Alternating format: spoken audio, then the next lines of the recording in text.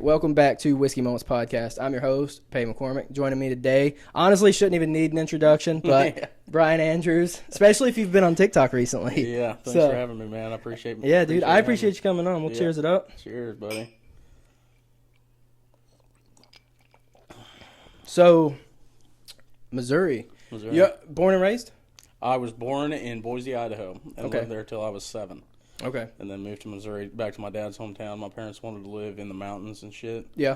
So they ended up in Mountain Home, Idaho. And that's about 45 minutes from Boise, and we moved back to Carrollton when I was 7 and been there the rest of my whole life. Yeah. So, yeah. So, and you're still there now. You haven't moved. Yep, I think that it keeps me grounded, and I like being able to like see my friends that I grew up with, right?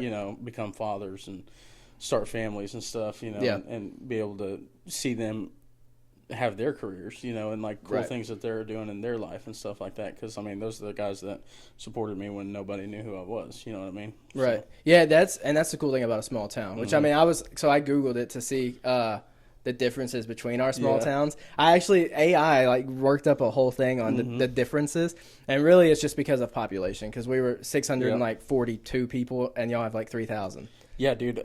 We just hit digressed to 3,500. When I moved there, we were at like 3,900. Really? Yeah, and we've just gone down because we're just far enough outside of Kansas City that nobody wants to commute to the city from there. Yeah. So they'll move to like Richmond or, wherever, if you know where that's at, or Blue Springs suburbs, Yeah. Because that's where a lot of jobs are. So, small towns are getting smaller, dude. Yeah, they are. And they absolutely are. Yeah. And in my hometown is the biggest town in my county. They're more like yours, like Norburn's got like 700 people in it. And then Bosworth is like fucking 400, I think. God. Yeah, there's a town called fucking Hale that has like 200, and then Bogart has like 190. So that's wild. Yeah, that's insane. It's a township. It's not even like they used that's to have what a we school. are. Yeah, it used to have a school, but when my dad was young, he went to school in Bogart until he was in 8th grade, and then they shut the school down, and he started going to Carrollton. And that's where most people in Carroll County go, except for like Norburn. They have a school. Bosworth has a school, and Hale has a school. But Carrollton's the biggest town in the county, and it's just getting smaller and smaller. By the time I graduated, I graduated with like 69 people, and I think the recent years graduating class was like in the high 40s or low 50s, one of the two. Wow. Okay. Yeah.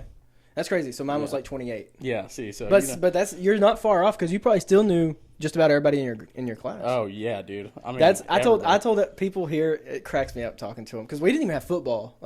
For guys, you played basketball or baseball. 8-man? Wait, what? You didn't have 8-man? I don't even know what that is. Yeah, 8-man football? No. Oh my god. We didn't have a field. It was basketball, baseball. That was it. Really? For guys, yeah, and then girls had cheerleading or softball. Yeah. And then they inducted basketball for girls a year after I left. I graduated in 16, so yeah. So there's a lot of school like Norburn doesn't have football, or they do have football, but they co-op with Hardin. So the schools yes can join as a one team. Yes, and then Hale doesn't have football. Bosworth doesn't have football. I don't even know. Bosworth doesn't have any high school sports, I don't think. So you can play 8-man football? Yeah, dude. There's a whole division in Missouri for 8-man. I didn't know that. Yeah, dude. No. Some states are like 6-man football. I think Montana's like 6-man. Yeah, it's nuts, man. The way it's played is so much faster. Really? Yeah, dude. I think the field is a little bit smaller. Okay. But, dude, you'll see scores like 72 to 66 or something, and it's not unheard of. That's insane. Yeah, it's pretty normal. That's insane. So for us, we had to go to the next town over, because it has like 8,000 people in it, and we could play football for them. Yeah. But also our towns didn't really like each other, so no one wanted to. Yeah. We didn't want to help. We didn't want to have their name representing us, even though we were this super small town. Yeah. It was just. I think that's how it was for Norburn and Hardin for a while, because Norburn used to have their own football team, and then they started doing the co-op because they didn't have enough kids. Oh yeah. Even for 8-man, so because that's what they play is 8-man football, and we played 11-man. And growing up, I thought I was from a relatively bigger town because you know, when I was 14, 15 years old, because like, dude, in my county, we are the biggest town. Right. So like growing up and shit, you're like, I mean, you knew what the city was, but that was the city. Right. So like when you think of other like small towns growing up and shit, like Chillicothe's right up the road from us. I don't know if you know where that's at, but or like Marshall, you know where that is? I feel like I've heard of Marshall. Mo Valley. Yeah. They have like, I think Marshall has like 10,000. Okay. So we thought that was a real big town, you know what I mean? So we were like, holy fuck, this is, you know. And then when I went to college, I went to UCM, and fucking, you know, they have like 15,000. I'm like, oh, I'm in Missouri now, or I'm in the city now, you know what I mean? Like they have a fucking Walmart, a B-Dubs and shit like that. Right, yeah. You know, we had a fucking McDonald's and a Subway, dude, and a Sonic. That's how you know. When you go to towns and you see what they have there, that's how you know if they're bigger or smaller. Like, we have a gas station, and then in the last like 5 years, Hawkham got a Dollar General, and I was like, we're high rolling. Yeah, we got a DJ. We are high rolling. Like we've been having to buy groceries at this gas station for years. Yeah. And I never could figure out why we couldn't get anything, and they were like, it's because we're too small. And I was like, that doesn't make sense. Like, people here still got to eat. Like, yeah, dude. But we would go. But they're go food to the next deserts, town over. bro. Like that's the fucking problem. Like with like rural infrastructure and shit, man. You get like these people in fucking small towns that are just really low income and stuff like that because there's no jobs around there, but they can't move anywhere else. Yeah. And they make no fucking money, and they also fucking have to pay whatever price is set because they know that these corporations know that you can't get food nowhere else. Right. Yeah. That's exactly. We were good. Like 15 minutes from us was a Walmart, and like the town of 8,000 was Kennett. So I mean, we would go there and you'd eat Mexican on Friday night. Yeah, and you'd go to Walmart and get your groceries. You go home. Yeah. And like that was it. Every weekend, that's what we did. And like we hung out in Walmart parking lot and in Kennett on the weekends. Like it was just such. People don't understand it here either. No, man. Man, they tell me they're like, my class had 3,000 people, and I'm like, that doesn't even sound fun. No, dude. I mean, you'll have like. Yeah, I mean, I know when I went to college, dude, it was like talking to people from like Blue Springs area and shit like that, KC area, like in the suburbs, you know, or like Liberty. They'll be like, oh yeah, I graduated with you know, fucking 400 or 500 other people, and I'm like, dude, that's bigger than my entire high school. Right. Like my entire fucking high school had fucking 250 people in it. Yep. You know what I mean? So. Sounds like ours.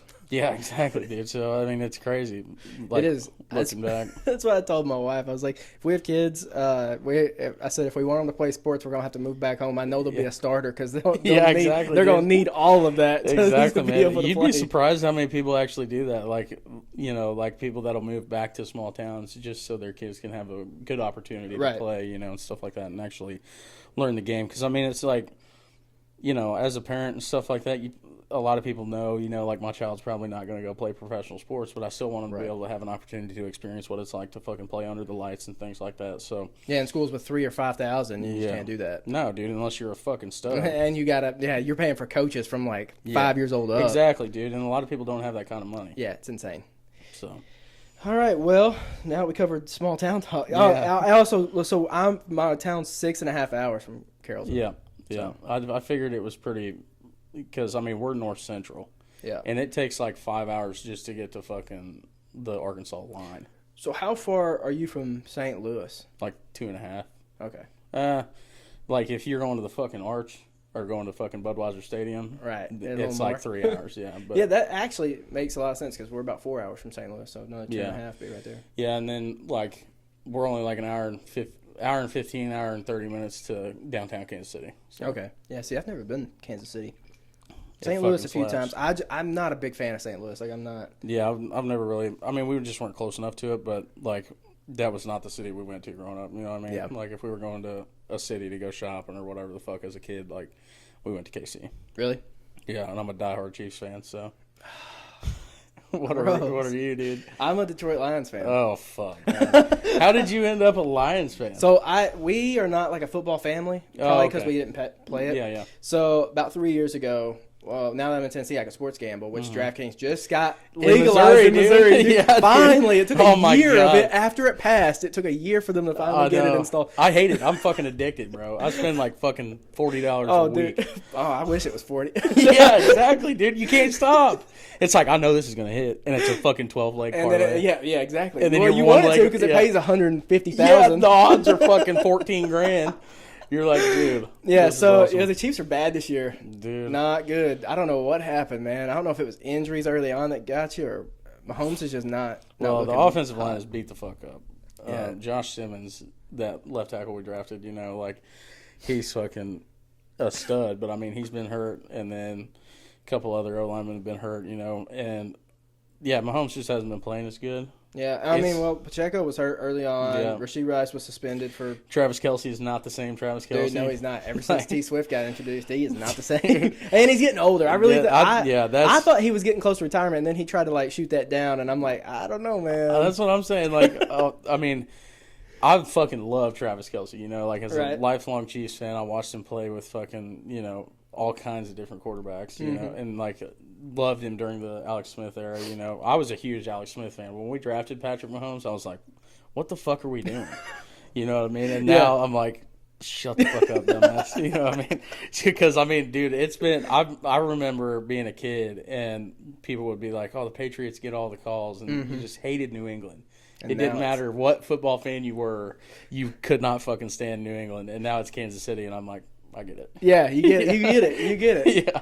And then people said this year though that Josh Allen got the majority of the calls, like against the really? Chiefs. Josh Allen's been getting like the calls. Yeah, I mean a lot of people will fucking say that like refs are being more biased, so that's why we're losing. But dude, we're just fucking losing. I mean something's not fucking right, honestly. Well, yeah, he threw like 4 interceptions last game. Yeah, dude, or something. 2 of them were tip balls. I mean they had like 6 drops against the Texans. Crazy. It fucking sucked. Dude, yeah. It sucked watching the fucking Super Bowl. I was like, oh, yeah. Good God, we got our ass beat. And then coming into this year, I was like, you know what? We got the best roster we've had in like 3 years. We're going right back. And now I'm like, I don't even know if we're going to make the playoffs. We're at the point where we have to win out and people have to lose. Yeah, and that's not a good place to be. No, dude. You're fucking telling me. I hate this shit. For the last fucking 6 years I've watched, or 7 years, I've watched the Chiefs go to the fucking playoffs, and 6 of them go to the AFC Championship game. And I was at like 3 of those games. Yeah. The AFC Championship games. And I was like, looking back, I'm like, I remember when, I was talking about this last night, but I remember when Kansas City won the first AFC Championship, because we went and played the Patriots and lost. Yeah. And in 2019, and then in 2020, we fucking went and won, beat the Titans in the AFC Championship game, and we were going to the fucking Super Bowl, and I was like, oh my God. I cried. Because I was a lifelong Chiefs fan, watching the Chiefs growing up. We were so bad. Yeah.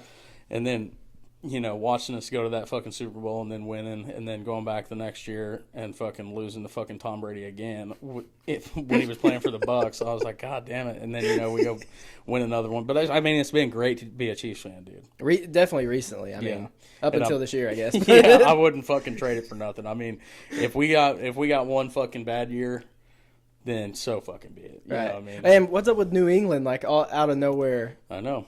Coming up. Drake May was bred out of Tom Brady's DNA. If they go on a fucking dynasty again, I'll quit. I just want my Lions to not choke. Yeah, dude. I would love to see Detroit win a Super Bowl. I'm not gonna lie. would really like to see Detroit and Buffalo.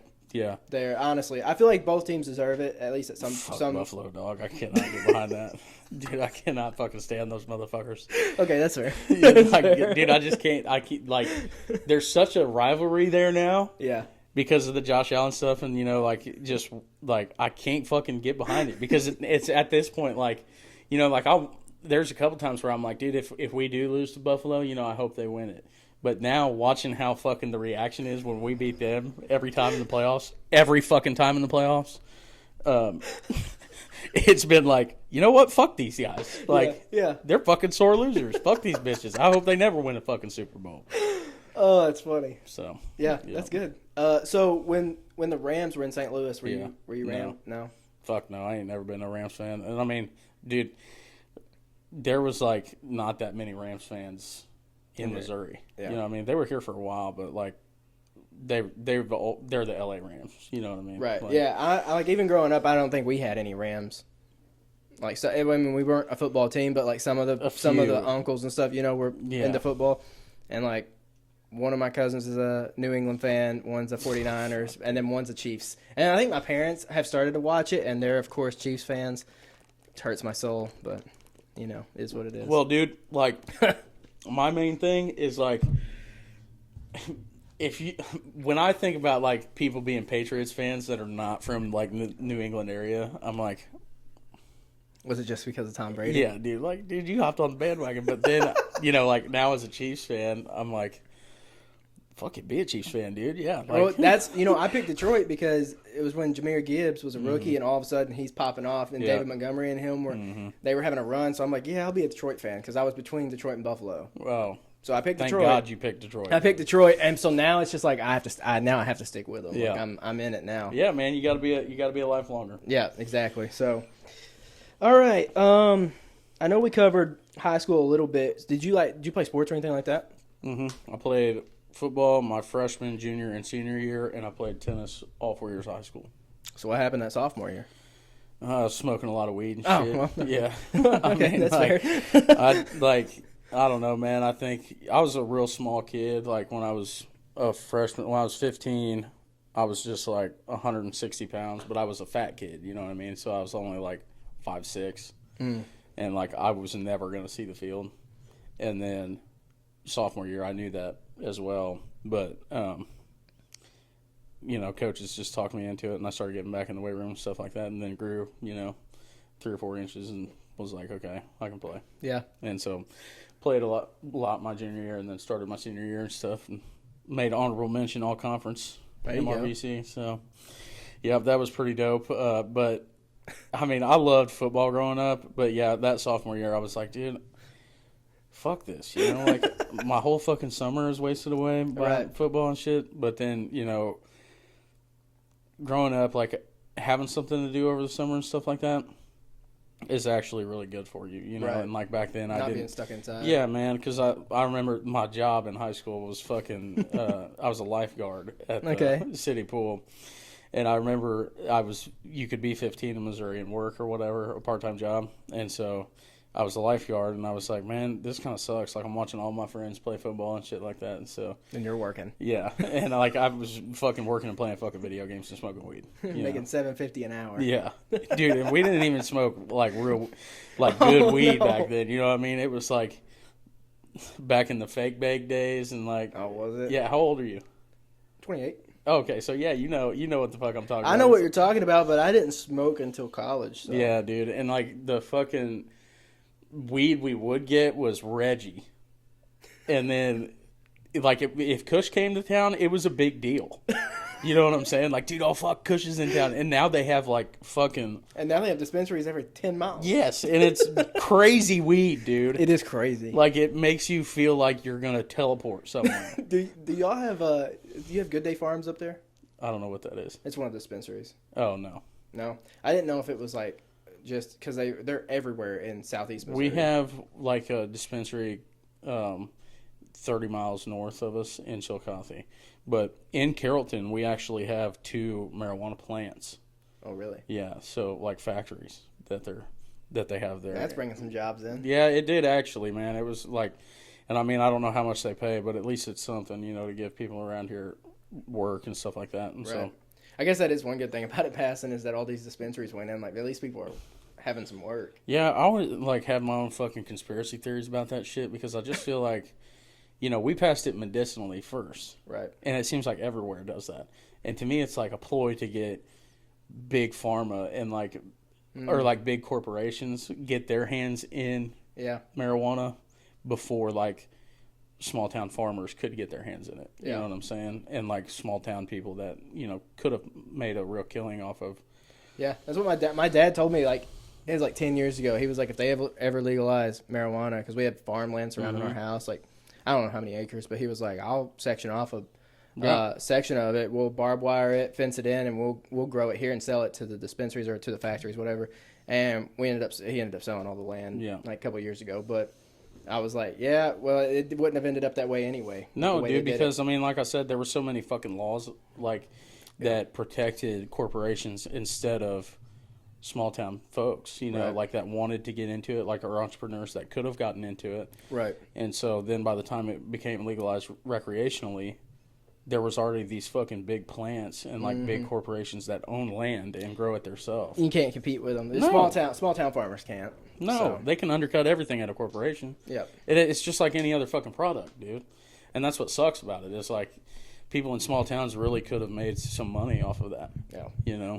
And I don't know. It is great. We're not seeing as many farmers, that's for sure. Fuck no, man. Not in these. I mean, we've got like I think 2 or 3 big farmers still in our home, like not in our hometown, but in that area.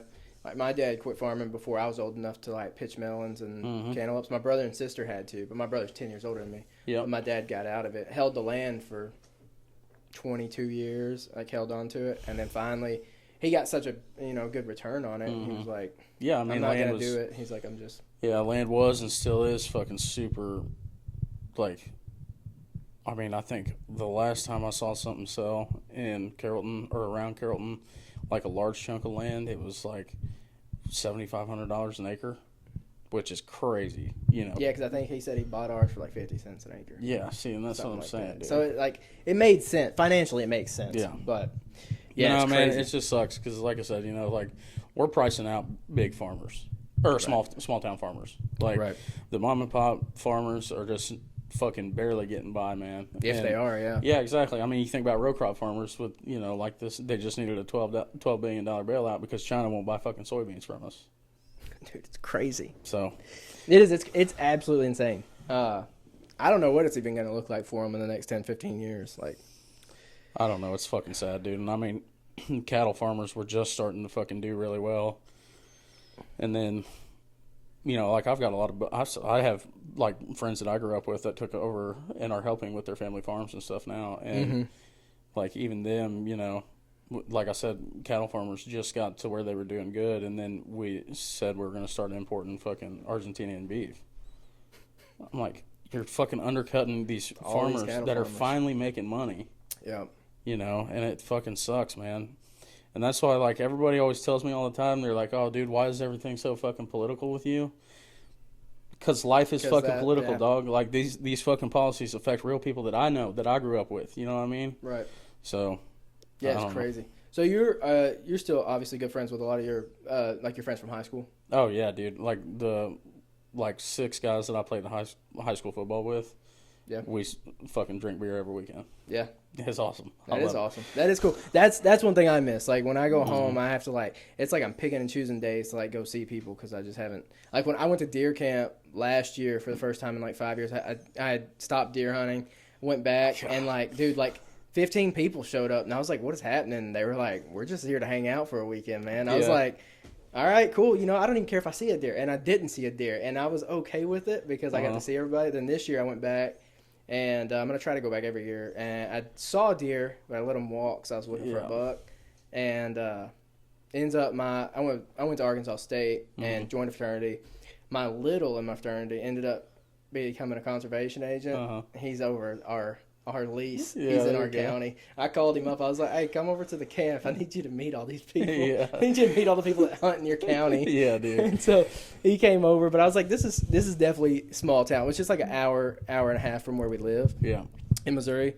But also buying out of state tags now, that shit sucks. Yeah, dude, fucking probably like $200. $280. $280 for an out of state deer tag? Yeah, and that's rifle. Holy and then fuck, dude. My dumb ass got on there. I was getting click happy trying to buy my tags like a couple days before. I bought archery tags, and I don't bow hunt. I hate bow hunting. I fucking love it, dude. Dude, so I bought $280 for that, $280 for rifle. God, bro. And then since I didn't see one, my dad's like, well, come back after Christmas, January, we'll go muzzle loader. Yeah. So I'm going to take my pistol down. Yeah, alternative methods. Yeah, dude. Fucking my dad we just bought 2 new muzzle loaders, so we're kind of getting back into black powder hunting, but yeah, he's got a crossbow, and I've hunted with it before and killed a deer with it. And dude, so many fucking people will call me a pussy for that. For crossbow hunting? I do not give a flying fuck. They are so fucking awesome. Crossbows are awesome. I love crossbows. Dude, they fucking rock. And I mean, I'm especially now with music and everything, I'm so fucking busy, so it's hard, for me to want to spend the time getting good at shooting a compound. And I fucking was terrible at it anyways. So I mean, I still fucking bow hunt with a compound early September, or late September, but in September, and it's never as fun because I'm so every time I go out with a crossbow, I'm I could shoot that deer that's 50 yards away from me. Yeah, especially if it's a fucking hog, dude. If I'm getting pictures of nice bucks, and I'm after a specific buck, I'm not taking no fucking chance. Right. Like, Well, yeah. Why would you? Yeah, fuck that. I'm going to kill that motherfucker. Like, Yeah. And I mean, I don't know. People blast me for just going horn hunting or whatever, but it's not like that. I mean, we still eat the deer. Right. You know what I'm saying? And it's also like a respect for the animal. You know what I'm saying? Like I'm not out here shooting small bucks or anything like that. I'm chasing deer. Sometimes deer that, you know, I've seen on camera for 2 or 3 years. Right. So for me, it's like I've got respect for that animal. You know, and like every time I go out hunting and I shoot a deer, I feel a little bit guilty, and I have to, like, you know, remind myself, like, this is feeding me and my family for a year or so. Yes. Yeah. Dude. And, like, I mean, it's about so much more than killing a deer, you know? Like, right. I've never, ever went out to the deer stand, like, with more on my mind mentally. Or I've never came out with more. Yeah. That's a lot of the guys that we hunt with at deer camp, and I heard it this year, and it like really stuck to me. They were like, you know what? When we go out in the mornings, like they were like, I feel closer to God in the deer woods at 6:30 in the morning when it's pitch black outside and you are just in silence than I do in the church sometimes. Yeah, dude. Yeah, because you're out there, dude. There ain't nothing to wait. There's nothing. Yeah. You don't hear a thing. Nope. And I mean, you're out there like you're there with your thoughts in God right there. Dude. I mean, a lot of times you don't have no cell phone service, so I mean, you're out there in the shit, and it's like it's just peaceful. You know what I mean? And it's a way for at least me to go out there and just be by myself, you know, and like kind of shut the world off and get away from a fucking comment section, you know, that's fucking dude, crazy. Your comment section's insane. Dude, you're fucking telling me. I was going to say, it's your comment section. I see that shit and I'm like, God dang, dude, I got to shut this shit off. But yeah, dude, it's like, that's why I love hunting, man. During rifle season, I probably hunt. I mean, this last one I hunted less than I do normally, and I still put in like 80 hours in the first 2 weeks. That's insane because rifle season is only like a week. So in my county, it's a CWD county. Oh, okay. So we get it's different. Like an extra 5 days. So it's like 3 weeks. It's like 16 days. Okay. Yeah. So you get 3 total weekends. But that's nice. Yeah. I mean, the whole first week I was able to hunt. I mean, fucking last night I was going to go hunting this week, but I was coming here. Yeah. And 2 nights ago I got probably a 160-inch deer that showed up right in front of me. Of course you did. I was fucking mad. I'm like writing or in my studio session, and I'm like keep refreshing the pictures because I can't get away from my fucking trail cams, you know. And then I go back to my hotel, and I'm like super fucking tired because I just drove in or whatever, and then like refreshing right before dark, that fucking deer showed up, and I was like, dude, yeah, that's it fucking blows, man. And I'm like, this motherfucker, he'll still be there. Yeah, well, I hope. Yeah. Yeah. The problem is these big ones get so fucking nocturnal that like a lot of times they'll stop moving until dark. Yeah. So, because I mean they ain't fucking dumb. Yeah, they get smarter. Deer are stupid, but big ones ain't dumb. So. Exactly. How'd they get that big? Yeah, exactly. Yeah, they're smart. They know how to play the wind and shit like that, man. And like I've even had a lot of deer sometimes that'll notice like the camera. Oh yeah. So I didn't know that they would notice blinds. Like if they saw you like ground blinds, I didn't know that because the first day of deer camp this year, we drove in and I was texting one of the guys and I was like, "Are you ready?" And he finally was like, "Yeah, drive in. There's like 2 in front of me. I want you to spook them." but no, dude, it's crazy. Like I don't know. There's something about it. I mean, like hunting with my old man growing up, you know what I mean? Like those are my best memories with my dad. So it's about so much more than just killing deer for me. Right. And, like when I go out there, I'm not looking to just shoot anything. And like big blinds and stuff, like you were just saying, they notice it and shit. I'll put mine out in March. Mm-hmm. Like as soon as like it's done snowing, that's when I throw them out because I want them to be able to get used to it and shit. Yeah. And not think anything of it. That's something that's different. Like, because, see, we don't get as much snow as y'all get up north. Yeah. Yeah, see, we just got like 6 inches. That's insane. Yeah. Which for us this early was pretty. Yeah, it snowed here November 28th or something. Yep. Or November 10th or something. It snowed, and I was like, I texted my mom. I was like, this is weird. Mm-hmm. And she's like, yeah, we got snow. And she's like, it's never before Thanksgiving. Like, that's weird. Yeah, dude. And, like, I don't know. It seems like every year we're getting more. Like last year we got like a foot in one snowstorm. Yeah. And then it just kept fucking snowing. So, But I mean, it ain't like fucking Minnesota or nothing. Oh yeah, yeah. No, So- we ain't like that. Yeah. So, all right, we'll circle back to some music stuff. Did you play music in high school? Yeah, my dad's a high school band director at the high school I went to high school at. Okay. And then my mom was actually the choir director there while I was there. So I was in music shit my whole life. My dad is from my hometown, and my mom is from an hour like north of there. Okay. But they met at UCM and got married, and they both have music degrees and stuff like that. But I was like I played instrumental music more than I sang, you know. Yeah. And then my senior year, my dad was teaching he needed to teach an elective class or whatever, and I needed to take one my senior year, so I took guitar class. Yeah. And And he taught it? yeah, and that's how I learned how to kind of like start playing guitar and stuff Yeah. like that. And then by the time I went to college, I had kind of started writing my own songs and was going through some stuff, like doing too many drugs and shit like that, and ended up dropping out of college. And that's when I started writing. And then went back to school and wrote a little bit. I was terrible at it, but, you know. Everybody is when they start out. I feel Oh, like. fuck yeah. I feel like I actually hear that line the most on this podcast. It's like, bro, well, I wrote a lot of songs. They weren't good, but I wrote them. I was so fucking bad at it. I mean, I'd look back, because, like, on my YouTube or my Facebook, one of the two, I can't remember, I still have, like, videos from, like, 2018 or 2019 on there that when I first started of songs that I had written back then that are just awful. And I won't take them down because I'm like, It's nostalgia. yeah, man, I have to go back and see, you know, like how I got better and shit like that. Just like we were saying earlier, Yeah. you know, like if you look back on yourself 6-7 years ago and don't see anything wrong with it, then you're not growing. So, Right. You got to see some improvement. oh yeah, man, and there definitely is some fucking improvement. Those songs were fucking so bad.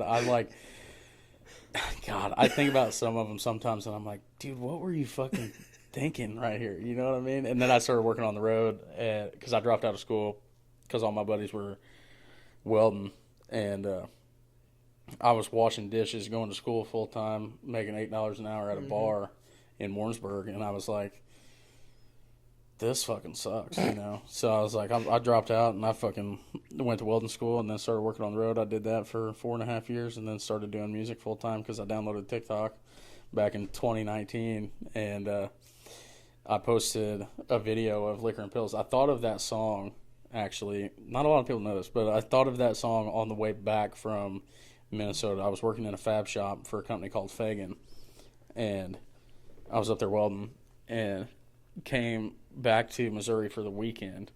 And while I was on the way home, I thought of those lyrics, the very first ones, just to the court, because the liquor and pills will take the pain away, you know, blah, blah, blah. And thought of that, and I was like, I'm going to try to put that to the guitar when I get home. So I got home, and I was still living with my folks at the time. It was like 6 in the morning. The next morning I woke up, and I put them to a guitar and then recorded a video, and it got like 700,000 views. And I was like, yeah. You know, like I'm the shit or whatever. And so I finished writing the song and then got with a production studio called Better Man Records that's in Fayette. It's another small town Okay. about an hour from me or whatever. And them guys did the song great and ended up writing the second verse of that song with a girl I went to college with. Yeah. And, like, we put the song out, like, we didn't know how nothing worked or whatever. It was my first single. And I didn't expect it to fucking blow up or anything. And then my hometown radio station, I had like 80,000 followers on TikTok at the time. Uh-huh. And it was just from like personality content. Some music content, but not really. Yeah. And then my hometown radio station, my boy Chuck Weldon over there at KMZU played the song when it came out like a week later. So I put the song out on Christmas Day of 2020, and it had like 9,000 streams in the first week. And then Chuck played it on the radio. And so I recorded his intro, like, in the car with my mom. And, like, it just the intro. It didn't even play the song or anything like that. But that video got 15 million views. And people went to go check out the fucking song. And the song just started going fucking nuts viral. And I was like, holy fuck. So I quit my job. Right. And started doing that full time. And I was really struggling for a while, but then, you know, things just started working out. Just kept writing more songs, posting more content and everything like that. And That's still like your most like well-known song, Yeah. isn't it? I was going to say, when I go on Apple Music, it's the first one that shows up still. yeah, it has like, oh shit, like 25 or 30 million streams now. That's crazy. Is that combined, like Spotify and Apple? Yeah. That's crazy. Yeah, so for me, like an artist my size, that's great. You know what I mean? And like I have been doing this for a lot longer than it looks. Like I know a lot of people have found me in the last year probably. Mm-hmm. But I mean, I've been doing it since 2020 full time. Right. So, well, see, that's how I found you was on my personal page in 2020. Everybody was on TikTok for COVID. Mm-hmm. Yes, dude, and that's exactly what it was right there, man. Like music had such a boom. Such a boom. I found a ton of artists during COVID. Mm-hmm. Yeah, I feel like I feel like it was hard. I don't know of this because I don't do music, but now that I look back on it, I wonder if it was hard to put songs out during COVID because you couldn't go like record or produce. Like yeah, I guess you could send it to the producer, right? Yeah, and they were still still cut it, I guess. But yeah, when I worked with Better Man, they like had a whole studio set up, and so COVID like didn't really have an effect on small towns. You know what I mean? People just didn't fucking think it was real and shit. Yeah, I know. I would go home and they were like, "You don't have to wear that." Even here, like, so I do maintenance at these apartments, and even here, we went about a year without wearing a mask, and then they like enforced us to. And when you go in people's apartments, they're like, "You're not fixing my stuff unless you take that mask off." Right. And I was like, "That's a wild thing to say to bro." me. It's like they fucking were like, but okay, because it became so fucking politicized that dude, like people were like, if you're wearing a mask, you're a fucking Democrat. You know what I mean? It was insane. I remember like.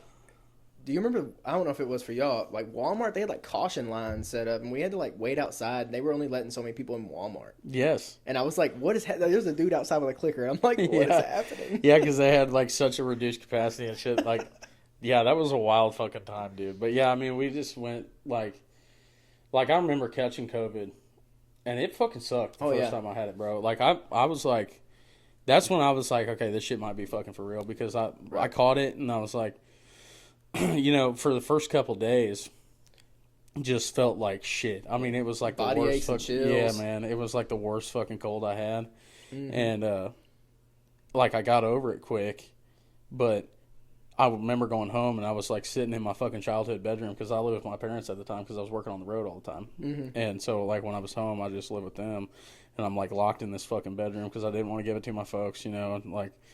God, dude, that sucks. I missed one of my buddies' fucking weddings for it and shit. That sucks. Yeah, man, it fucking sucked. But they, yeah, my mom brought me stuff out with Lysol wipes. Yeah, like, dude. I went home and she like brought me something from inside and she like wiped it off, set it down in the carport, and then made me come get it. Yeah. Because my dad had COVID. Yeah. And so she was like staying in our basement. Yeah. And my dad was staying upstairs, and she brought it to me. I was like, "You are insane." Yeah. I was like, "Just give it to me." Right, man. They just didn't want to fucking catch it. My mom was the same way, and I had it like I ended up catching it like fucking 3 or 4 times. I did too.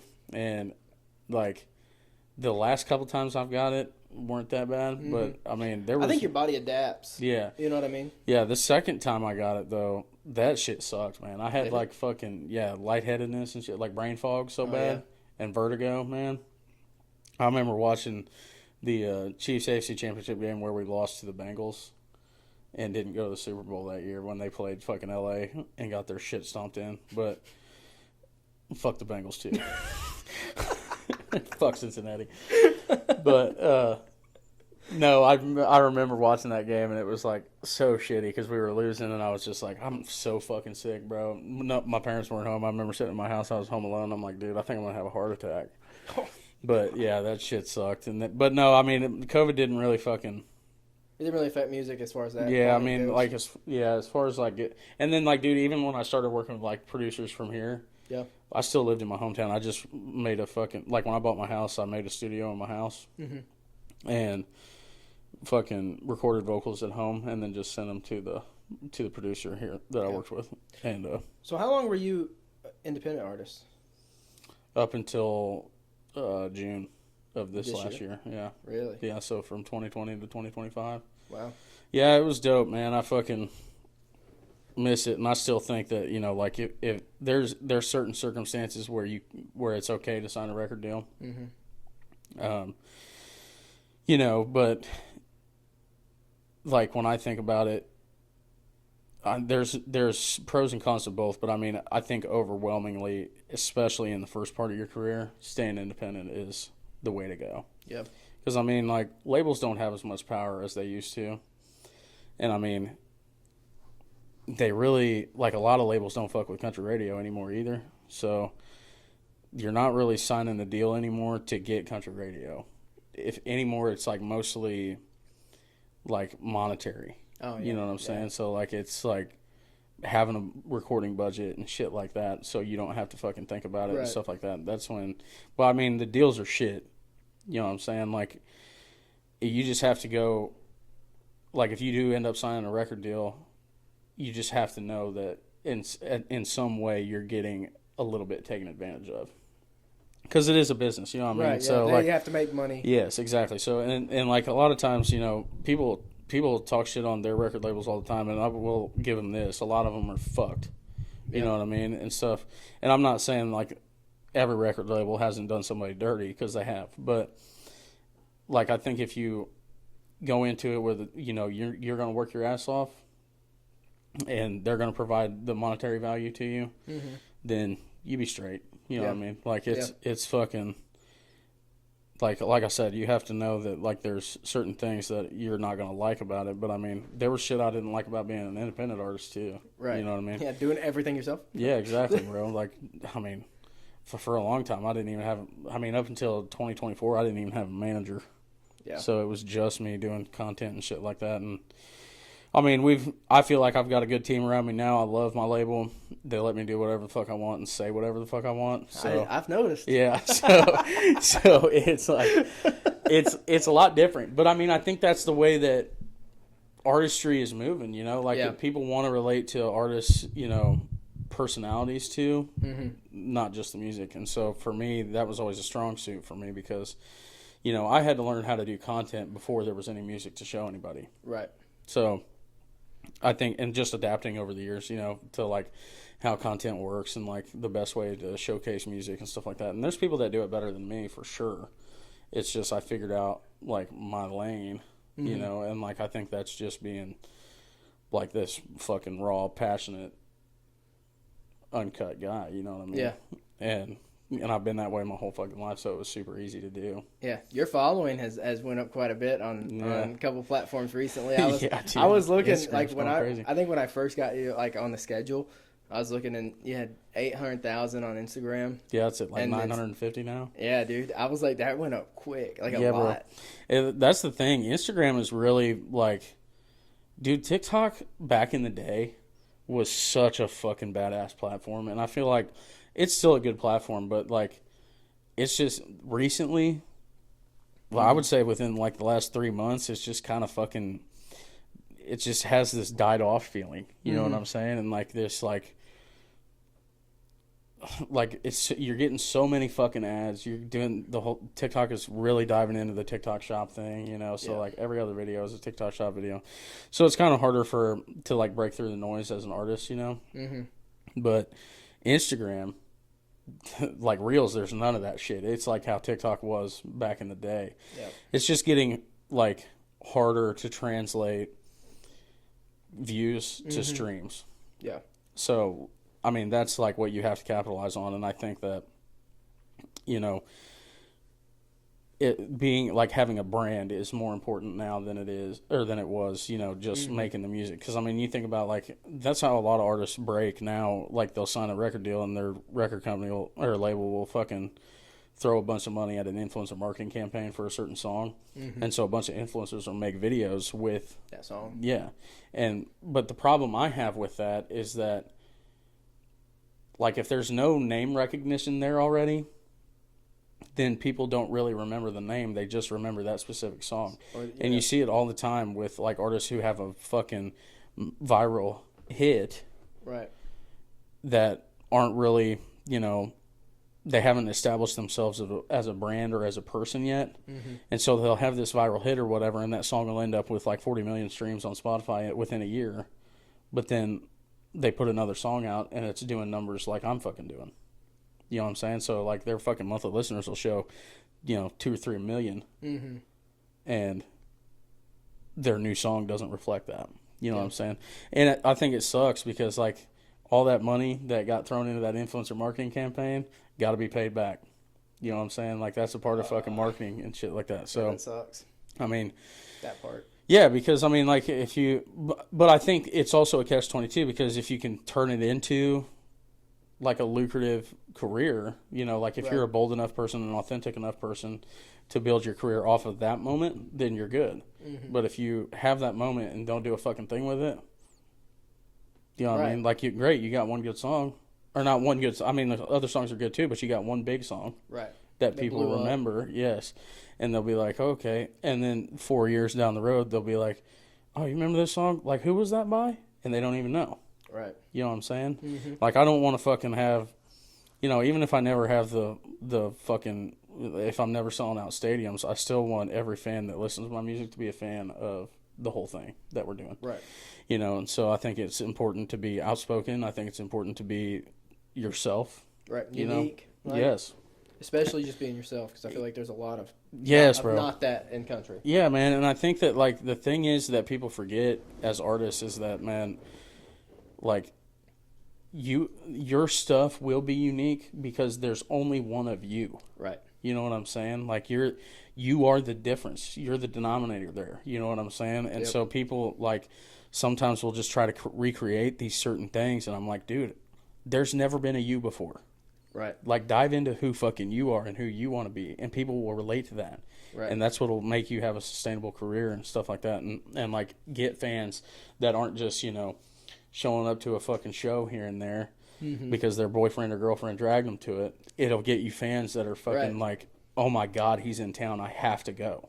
Right. You know what I'm saying? You might only be filling a 250 cap room, but who gives a fuck? Gotta start somewhere. Exactly. And if those people are going to fucking, like, pay $20 at a show and then fucking spend $35 or $100 on your merch and shit, that's a diehard fan. Yeah. You know what I'm saying? And those are Yeah, the fans absolutely. that you need to, like, really focus in on and stuff like that. So, but I mean, there's something to be said too about, like, because, like, this is all social media. Mm-hmm. You know what I'm saying? Like, this, or I guess, result of social media. And there's something to be said too about, like, going out to play those small shows. You know what I'm saying? Like, dude, I have 3.5 million followers on TikTok right now. Mm-hmm. I would be blessed, or I would feel blessed to go sell out a 250 cap room. You know what I'm saying? Mm-hmm. Because, like, when the older guys talk about, like, going out and playing shows, that shit is super important. You know what I mean? Like, going out and fucking playing to a bar that has 50 people in it that might not necessarily be there to hear you fucking play. Right. You know, but, like, that's how you can earn a fan. Right. You know, like, and stuff like that. So, a diehard fan. And so there's something to be said about actually going out and actually living that grind too. Yeah. But you just need it all. You know what I mean? Like, it's Right. like, you have to have the social media presence for sure. And I think it's super important. But it's also important to be able to go out and figure out who you want to be as a performer. Yeah. Absolutely. So are you performing any, like, in Missouri? I am not in the, like, near coming future, but we're just about to sign to a new booking company, so hopefully we'll get some stuff on the books soon. Yeah, because for, I'm fucking 2026. itching. Yeah, I actually have that. I have like I have 2026 goals, but I assumed that, like, tour or something like that. Yes, would be on bro. I fucking, like, God, I fucking have to get out and play shows, dude. I just need fucking human connection, you know. And I had, like, that's my favorite part about this whole fucking thing, bro. It's like, you can do the social media thing, and I, like, when I first started out, I thought it was a lot more important than it is. Mm-hmm. And I'm not saying that it's not important, it is, but, like, for me, I'm, like, at the point where I'm craving, like, a real connection with people who are having a connection to my music. Right. And, like, the things that I say online and stuff like that, man, because that shit's what it's all about anyways, you know. It's not about the fucking numbers. Right. You know what I'm saying? It's about being able to go out and fucking hear somebody say, hey, you changed my life, dude. Yeah. And you'll get a lot of that on the in person, because the social side of things, you're going to get a lot of people that don't agree. Yeah, fuck Right? yeah, So- dude. So, I mean, Hell like, yeah. half your views, half your comment, like, the Yeah. stuff that helps it reach other people is Yeah. you know, if you end up with a fan out of that, it'd be crazy, because especially if they come to a concert, because then they just spent money to go see someone that they didn't agree with on social media. Yep, exactly, man. And that's, bro, I think about that shit all the time, like especially with this last song we just put out. It's super fucking political. You're not? Are you talking about Grizzly Can? No, or the older I get. Okay. Yeah, that one's coming out the 19th. Yeah, I have that on here for us to talk about. We'll get into that. Yeah. Okay, so the one you just put out. Yeah, the one I just put out called "The Older I Get." I mean, that song was definitely political. Yes. You know, and I'm gonna make music like that. It just is what it is. I think we live in a time where, you know, I have the platform that I have, and I think that for me, it's important to be able to talk about those things. And so, you know, when my label and me were having these discussions about putting the song out and like what kind of content to post about it and like how to shape it and everything, you know, I was like, I think I just need to do this like fucking raw fucking thing, you know? And we were just kind of like, I think the conversation turned into like, well, what if you alienate some of your audience here, you know, because it's country music, you know, and I'm left leaning. So, you know, I think it was like, okay, I might alienate some people, like the Jason Aldean fans or that kind of audience, but like at the same time, what am I going to do? Fucking alienate people that already don't listen to my fucking music? Well, exactly. Yeah, if they're listening to Jason Aldean, like really resonating with Jason Aldean's music, they're probably not listening to your music. No, bro. Like, especially if they're doing it like based on viewership. And me and my wife were talking about this before you got here because I brought up Jason Aldean. She was like, I'm interested because I wrote down, we're going to get to it, your Mount Rushmore of who you'd put up in Mount Rushmore. And she's like, I bet Jason Aldean's not on there. I was like, no. I was like, oh my God, dude. She's a fucking MVP for saying that, dude. That made my fucking day, bro. But I was like, yeah. And I told her, I was like, you know, I said, I don't really listen to Jason. I was like, but I listen to like his older country. Man. I was like, I would like his older country. I was like, but I don't really like his like newer stuff. Not that I don't like whatever he's saying. I don't like it. And you talked about one of his newer songs too, saying like, one, he didn't even grow up in a small town. Yeah, try that in a small town. And he didn't write the song right? No, he didn't write that motherfucker. He don't write a lot of his songs, but I mean, it is. I'm not taking anything away from songwriters that can, you know, get cuts and stuff like that because that's how they make their living. Yeah, and I think that's great. But yeah, I do think there's something to be said about somebody who's willing to put on the badge of like, I'm this small town red blooded patriot who's never not once lived in a fucking small town and didn't even write that fucking song. Yeah, it's kind of crazy. I mean, and I don't like doing the whole, you know, calling out other artists thing very often, but yeah, shit like that rubs me the fucking wrong way because, you know, like I grew up and still live in the town I grew up in. Right. You know, super small town. Exactly, dude, and that's the shit I'm talking about. Like, and when I see them, you know, just say some of the things they fucking say, it's like, do you even fucking know what small town people go through? Dude, people don't know, man. No, and that's what I'm saying. Like, it pisses me off sometimes because they wear this shit like they're the only ones who can rep the fucking red, white, and blue. And like, I don't feel like I'm a traitor. Right. I don't feel like I'm not a fucking patriot. And I feel like I'm speaking about the things that I fucking believe in. Like, you hear fucking, after the Zach Bryan song got leaked, the thing about ICE or whatever, that one line, fucking a day later, Nate Smith came out and said, I'm just going to say this once and one time only. If is it the thing about getting out of our country or whatever? Like, yeah, he's like, I'm going to say this once and one time only. If you're in country music or if you're in our genre and you don't like, or if you don't stand for America, you don't like what America stands for, then get out. And it was in response to that fucking video and everybody, or to that song, and everybody knew it. And I'm like, first the fuck of all, who died and made you the sheriff of this fucking genre? Yeah. Like, not everybody wears a fucking MAGA hat. You know what I'm saying? Yeah, and like, absolutely. I mean, this shit is fucking crazy. I don't understand how the fuck we got from like this we stick up for people mindset to this fucking get on our knees for a fucking billionaire. Yeah. Fuck that shit. Yeah. I think too that like our whole system has been in shambles for a while. For sure, bro. Like there was a lot of things I didn't like about the Biden. Yeah, me too. There's a lot of things I didn't like about Obama, which I was high school. Yeah, bro. We was young. We weren't voting in that case scenario. And there's a lot of things like I don't like about Trump. Yeah. I mean, I think a lot of it for our generation, because we're like the new up and coming, like the generation behind us is fucked. Yeah, bro. But I think, see, and that's my fucking problem, bro. That's the shit. That's why I talk about this shit so much, because I'm like, bro, what the fuck? We have to leave this place better than we found it, because our kids don't fucking deserve to fucking grow up in this bullshit. Yeah, it's and our generation doesn't want to have a conversation. Exactly. I think our problem is that people value their opinions over just will you just talk? Can you just talk about it? Like, you don't have to get all upset. Like, it's an opinion. Yeah, man. And I think that, like, for me, I do, in a lot of my content, I get loud and stuff like that. And so I think some people will see content like that and they'll be like, oh, well, he's just yelling, and if you don't agree with him, then he thinks you're a fucking stupid person.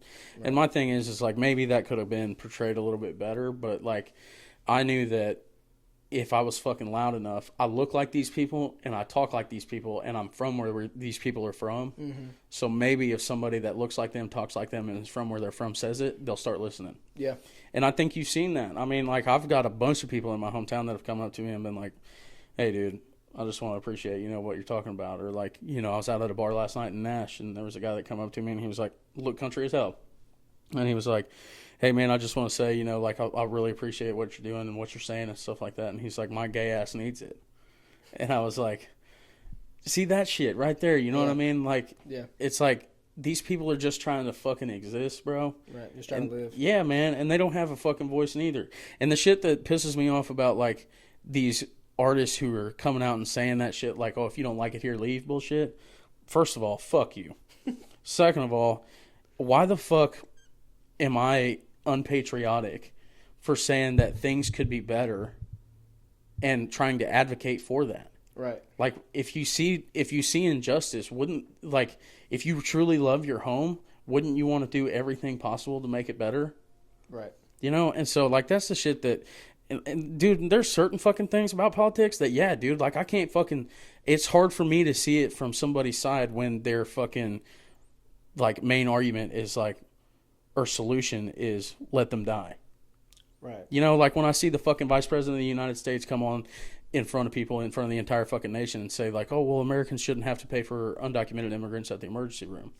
And I think about that for a second, and I'm like, okay, I understand, like, not wanting Americans to get taken advantage of, but what's the alternative here? Right. Because if your answer is fuck them, let them die, like, it's the fucking emergency room, dog. Yeah. And also, really, you're paying tax dollars into something. Just let somebody else allocate it where it needs to go. You know what I mean? Like, if you're paying for it, who cares what it goes for? Exactly. You're paying it. And that's what I'm saying. Like, if your fucking response to that is let them die, then no, you're right. I won't see it from your fucking side. Right. You know what I'm saying? I don't give a fuck where you're from. If you got, like, we shouldn't be just letting people die because they can't afford fucking healthcare. Right. And, like, it's just like you said, like, you can't fucking just, like, look at these people like they're not even people. Right. That's my fucking problem, dude. Yeah. It's like, we've lost the fucking humanity here. People see this shit as a headline. Yeah. Not and that's people. What I was looking back and I was thinking about it, like everything with ICE. Mm-hmm. And I'm like, when you look back at it, ICE itself is not like a terrible thing for the U.S. to have. Mm-hmm. It's how they're utilizing it, how they're dealing with it right now. Yep. Like, yeah, we probably do need ICE. Like, real thing that happened. Mm-hmm. But you have to do it the right way. Bro, that's what I'm saying. Like, you fucking, like, we're not all that different. You know what I'm saying? I don't think you're a piece of shit if you want secure borders. You know what I'm saying? I start thinking you're a piece of shit when you start advocating and laughing and, like, hip hip hooray when people who are trying to come here the right ways, like going to their court-appointed fucking green card hearings and shit like that, get arrested with no due process. Also, the fact that it takes like 20 years. Bro, it's so... Fuck, man. That's crazy. Yeah, you're speaking my fucking language right now, bro. It's insane. Because it's like... It's the fucking craziest thing in the world that people are like, well, come here legally. And I'm like, okay, first of all, you don't even know what that fucking process is like. I've talked to people who have, like, came here as 4-year-old children that are like, I don't know anything else. Right. And, like, I didn't even know that I had to apply for citizenship until I was, like, 16 years old. Yep. And then by the time they start that process, it's another 10, 15 years and thousands of dollars to be able to do it. Mm-hmm. So they get started in the fucking process. But, like, what if they haven't got it done in time? And I see shit like that, and I'm like, dude, there's a lot more nuance to this shit than you think there is. And we're trying to solve nuanced problems with black and white solutions. And I mean, we keep treating these people and like using rhetoric against these people that are demonizing them. Mm-hmm. They're like, oh, we're getting the criminals off the streets. Great. Nobody has a problem with that, right? Yeah. Over 70% of the people that have been detained and deported do not have a criminal record. Yeah.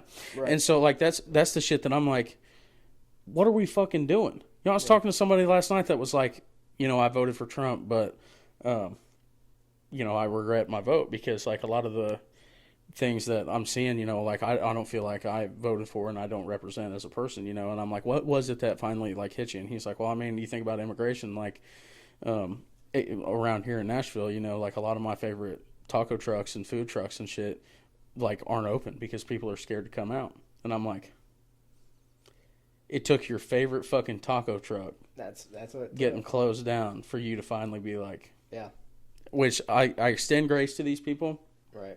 At least he noticed, right? Right, exactly. At least you had the self-awareness to be like, you know what? Yeah. That I don't, at the very least, I don't like that. You know what I'm saying? So I think that's where we can, like, I can extend grace there. And I'm not asking people who are, like, receiving the brunt end of policy like that to forgive people. But I am asking for, like, the grace to be there, because at some point we all do got to vote again. You know what I'm saying? Yeah. So I mean, we do, and that's. I think there's good on both sides. Yeah, for sure. And there's bad on both sides. Like, and I know there's whatever. There's obviously conservative Democrat, and there's that other like independent voter or whatever, and they can pick. And I don't know. There's I fucking that's the thing. Everybody's like, oh, you hate Republicans. Like, bro, I drink beer with my Republican friends every weekend. Yeah, and like. And we can have these tough conversations and shit. And like and not get mad at each other. You're right. And a lot of times we'll fucking disagree. And I think that there is some like morality disagreement there. But like at the same time, like I know these people and I know they're good people. Right. And like I think that you're never going to change somebody's mind like that. Like you have to keep planting seeds and fucking having nuanced conversations with people, and that way they can make an informed decision for themselves. Right. And it's tough because like I see, I'm surrounded by Republicans, Mm-hmm. Well, yeah, in my hometown, especially in Missouri. Yeah, and I refuse to leave because it's my home, and it made me who I am, and I believe in the people there. And that's the thing that I want people to understand is that, like people say I sold out or whatever the fuck. Like, dog, I fucking live right down the road from you. You know what I mean? We grew up drinking beer together. Yeah. Like, the fuck? Yeah, The fuck you mean I sold out? Like, I'm fucking trying to do stuff for my hometown. You know what I mean? I'm trying to put my fucking hometown on my back and fucking show everybody that people from these areas and stuff, we're not bad people. You know what I'm saying? And I think small towns do get a bad rap because people are extremely nice in small towns. But being country used to mean, at least from where I grew up, I was taught that being country and being small town meant standing up for people. Mm-hmm. And, even in country music, like you see the highwaymen. They weren't called outlaws because they fucking licked a bunch of boots. They were called outlaws because they saw injustice and then spoke up about it. Mm-hmm. Through music or whatever. A lot of people. Yeah, man. Cash. Fucking Willie. Mm-hmm. Dude, like you're talking about, and I'm not comparing myself to them. I'm just saying, like, some of this shit, like, I just feel like some of these specific situations, you have to be able to draw a line. Yeah. You know what I mean? And, like, I think that a lot of people are, like, seeing what I say, and they're like, oh, he's just a fucking liberal dumbass. And I'm like, you know what the fuck ever, dude. Or that's people that can't, like, they can't just think. They can't just sit there and think about what you're saying. Yeah, man. There's people that refuse to. Immediately throw a label on you. And, I mean, like, they ain't totally wrong. I'm definitely left-leaning, but it's okay. Like, I miss the days where we could disagree on policy, and it was just a disagreement, or like a disagreement of where money should be spent. But like, here's the thing, like, just back to immigration, if they had the money to like allocate millions and millions of fucking dollars to ICE to do all this shit that they're doing now, then they had the money to fix the immigration system too. Yeah. And I think we would all agree that it needs to be an easier process, or most people would agree that it needs to be an easier process to become a citizen. You know, for like hardworking people that are coming here and like, Right. you know, I don't think it should take 20 years. No, I mean, yeah, that's insane. Yeah, dude, if you're a Republican, like I still don't believe that you think that it should take that long. You know what I'm saying? Like most people, you know, that I know have worked construction, so they've worked with people like this, you know, and like they know that they're not bad people. Right. And so when I think about that, I'm like, yeah, we can agree on that situation. And that's where I'm saying, like, if you think that they don't have the money to fix the immigration system, but they have the money to form this department that we've seen now, you're just believing one side. Right. You know? They definitely got the money.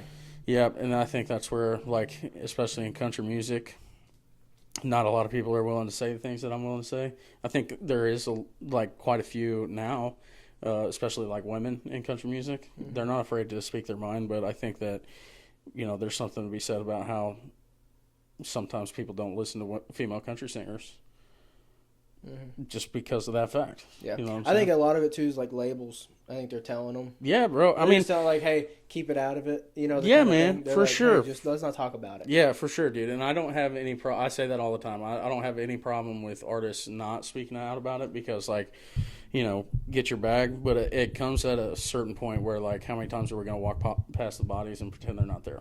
Yeah.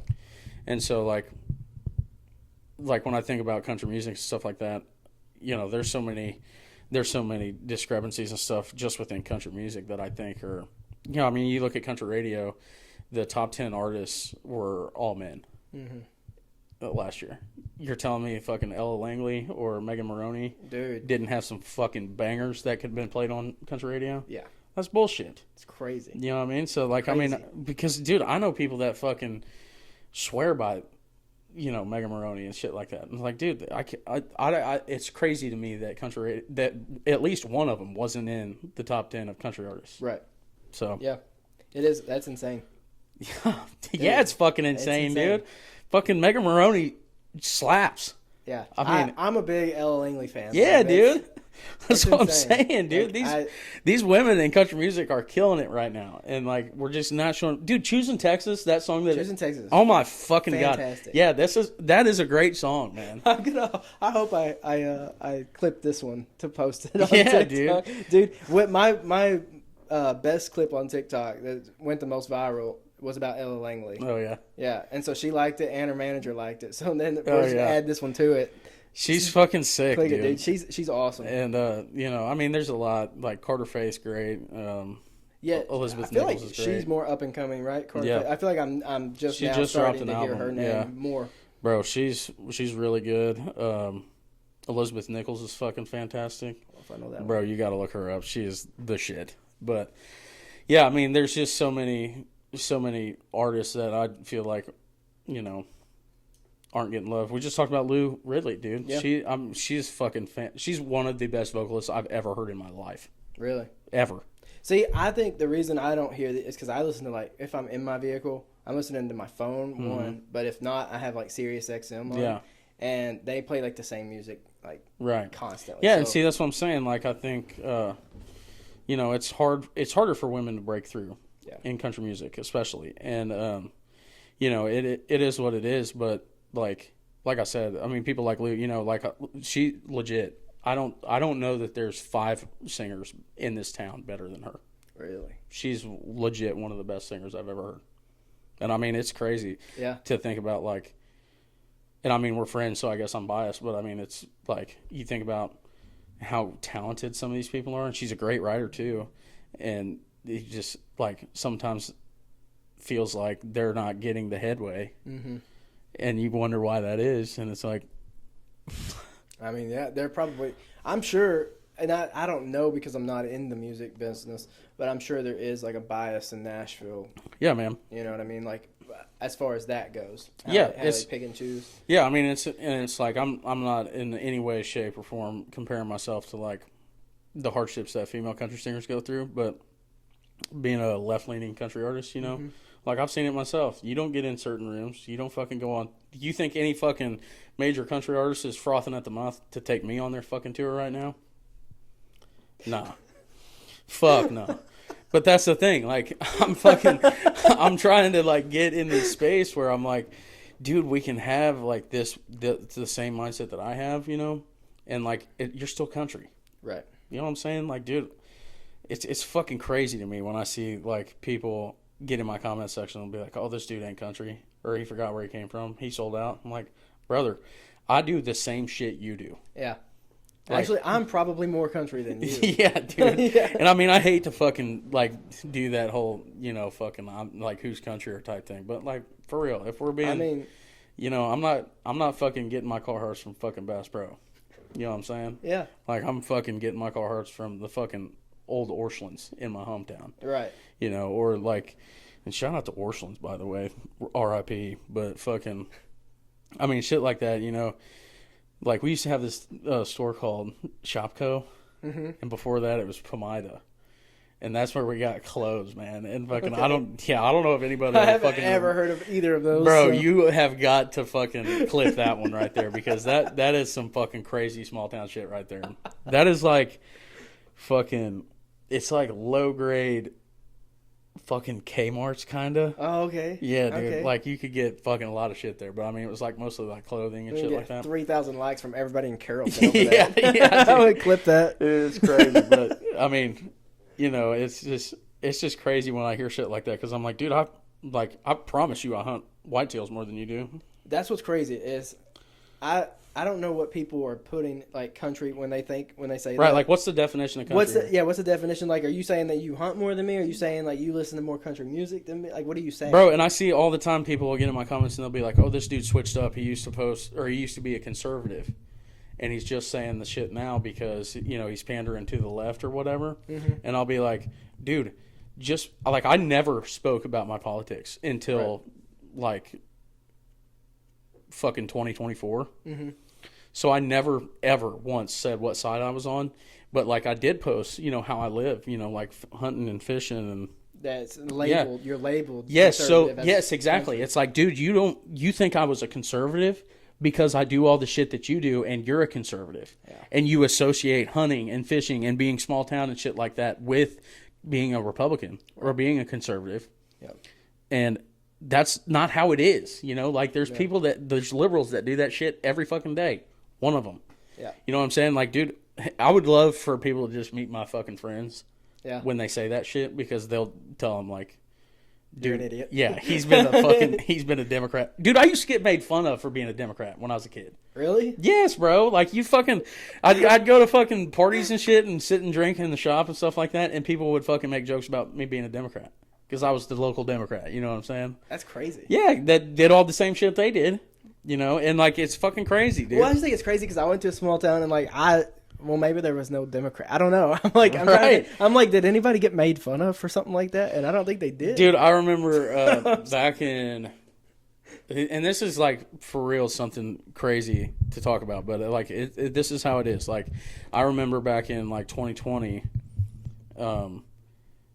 being at one of my friends' parties, like at a shop drinking or something like that, and I walked outside and got in my car, or was getting in my car, and I walked up to my car and there was a fucking Trump 2020 bumper sticker on it, and I like went in to the fucking shop with the sign and I was like, all right, who fucking did it? Mm-hmm. And, you know, they all started laughing and shit because it was funny back then. But some of those same people have called me up now and it's like, dude, I just want you to know I used to love who you were, but I can't support you now. And I'm like, oh, okay, why? And they'll say, well, I just don't understand why you had to put politics in your music. And I'm like, oh, okay, remember back in 2020 when you fucking slapped that Trump 2020 sticker on the back of my fucking car and we all laughed about it? Because it was funny then, but now it's not so goddamn funny, is it? Mm-hmm. You know, and shit like that. And like, they'll be like, oh, why do you put music in your politics? I didn't hear you saying that bullshit when you bought that Try That in a Small Town t-shirt. Same exact thing. Yeah, I didn't. It's like the Oliver Anthony song, you know, "Rich Men North of Richmond." Mm-hmm. If we know and we can all agree that it's the rich men north of Richmond that are fucking us and taking advantage of us, then why in the same fucking song are we blaming fat and poor people? Right. If we know it's the fucking rich men north of Richmond, it's an fucking moron. Why the fuck are we blaming poor folks and stuff like that who are on food stamps and shit like that for why we're getting taken advantage of when we fucking know it's them? Like, it's crazy, dude. Fuck. I can't, it makes no goddamn sense. But that is the, like, honestly, I'm almost fucking glad he wrote that.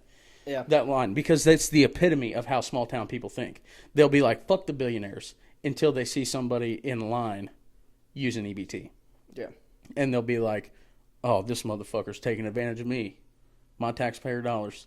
You know how much you pay for, like, SNAP out of your yearly taxes on average? I don't even know what I pay. No. Yeah, on average, it's usually about $36 a year for middle-class Americans. Do you know how much you subsidize corporations? $200 to $700 a year. So who's the fucking welfare queen? Right. Exactly.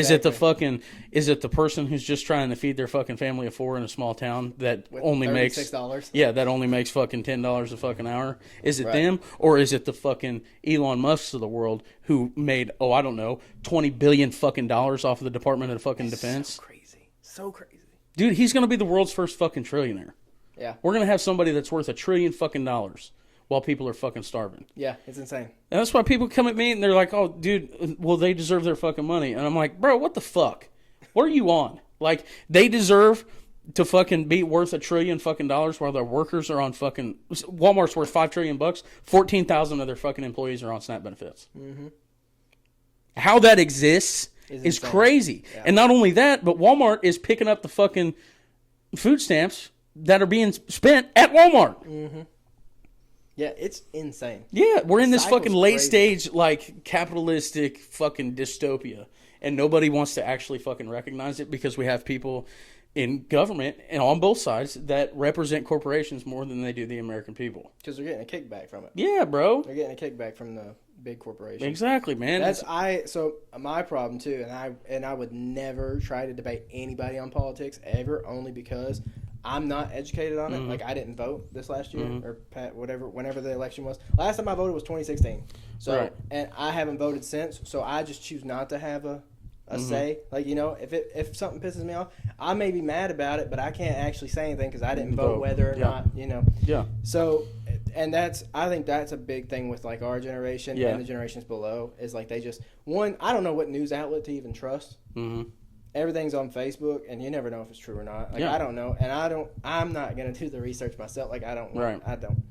I just am not going to do it, so. Yeah, the truth is, man, is that, like, you know, like, I think it's not really all that cool-ish to say that, you know, you're a fence sitter anymore, or, like, center.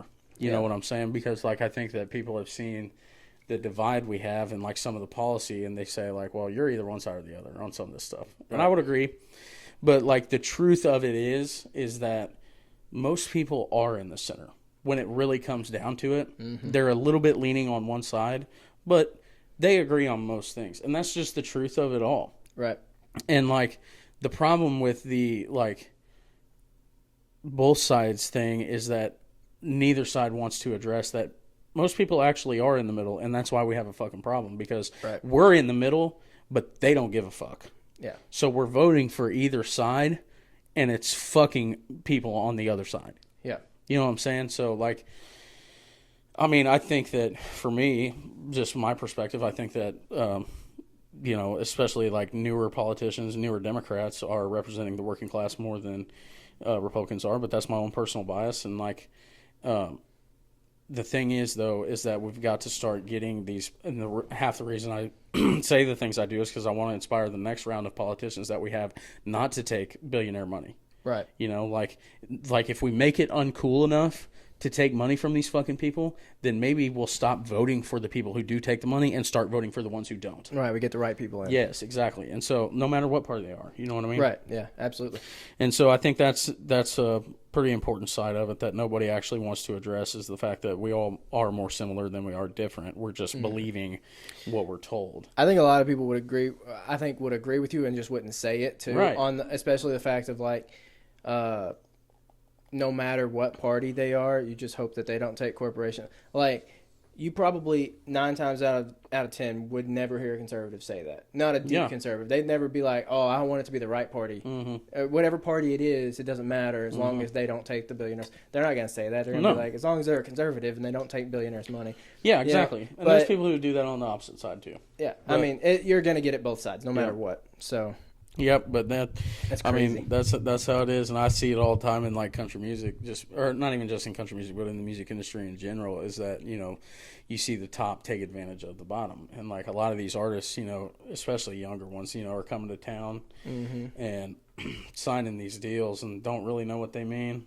And don't really know what they're getting themselves into. It's almost like student loans, chasing money, man. They see the dollar amount and they didn't read the fine print. Yeah, and so that's where signing deals and stuff can really get you in a fucking jam because it just makes you feel defeated. You know what I'm saying? Like if you didn't know what you were getting into and you thought you were going to become this star, and then they shelf your ass, you kind of are lost. Yeah, or you see how much like you're making on shows and stuff, and you're not seeing any of that. Yeah. Yeah, cool. And so it gives you like an identity crisis because you're like, dude, like I don't know how much longer I can keep fucking doing this and like sustain it and everything. And I think that's where some artists kind of they lose that belief that they could do it once they encounter something like that, and so they just quit. Yeah, and that's super sad because I mean, really, in the grand scheme of things, there is enough room for us all to eat. Absolutely. And so that's why I say like I'm never chasing, like I used to, when I was younger, I used to say like, oh, I want to be the biggest artist in the world. And now I'm like, I want to be the biggest artist in the world too, the people who support me. Right. So. Yeah, your perspective changes a little bit. Yeah, man. Because that shit means so much more too. Like we're like I'm getting older too, so I'm we're almost 30, so I'm like, man, I just want to I want to touch people's lives, more than because I think back to the times where like what inspired me to do this in the first place. I remember going to a Luke Combs concert in Kansas City, and I remember while he was playing "Beer Never Broke My Heart," and everybody was just going nuts, and then like an arena, and it was just everybody was on their feet going crazy, and then he played "Beautiful Crazy," and everybody was like got their phone out and was just so connected to him in that moment, and that song. And I was like, I want to be that guy. You know what I mean? Like, I want to know what it feels like to know and see in real time the effect that my connection. Words and my music, can have on people. And that's why it's just something I can't let go of. I'll fucking fight tooth and nail for this music. You know what I mean? And I believe in it. And I think that. It shows like who I am as a person shows through my music, and I'm super appreciative just to have the opportunity to do what we do. Yeah, So you got Grizzly Can coming out. Yeah, dude. Soon-ish. Do you have a release date already?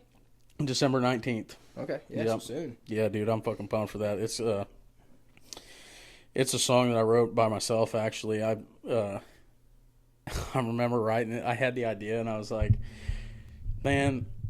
This is kind of like weird, because it's like, how can you write a song about a fucking can of chew? But like at the same time, like this could be super nostalgic, and I don't think that necessarily it's getting the love that I hope that it was going to get on like a pre-save campaign. But like, it's a song that I'm super proud of, and that really represents is representative of how I grew up, and like,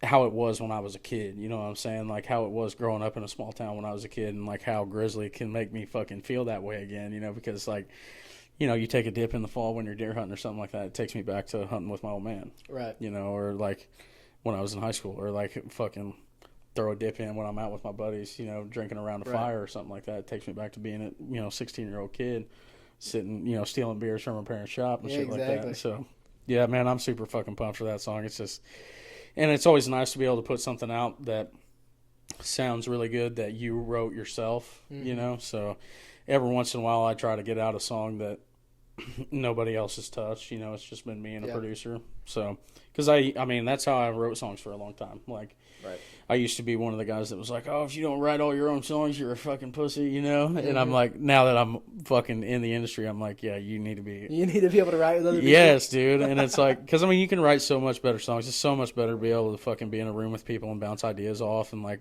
figure out the right way to say things, Right. And I think you miss that a lot of times writing by yourself. But I do think it's important though to still be able to like sit down and write a song that you're proud of by yourself, just for your own, right? Like your own career. You know what I'm saying? Like your own, because like that's how you get your true authentic self. Right. You know, like your own image. Right. Like even if something is a little bit misspoke, it's still you. Right. You know what I'm saying? In those songs. So I think it's always important to be able to do that. But you know, fuck them if they don't like it. Who gives a shit? That's the thing. It's always open to interpretation with music. You know, it's like as soon as you put the song out, it's not yours anymore. It's hard to fucking like lose that connection, but at the same time, it's really cool to see, you know, how other people take it. You know, and make it about them instead of, you know, this thing that you took from yourself, and then other people can take it and make it about them, and like it's no longer yours, but you're watching the song take on a life for so many different people. Right. You know. So that's really cool. Awesome. So, who would you put in your Mount Rushmore? My Mount Rushmore of country music. I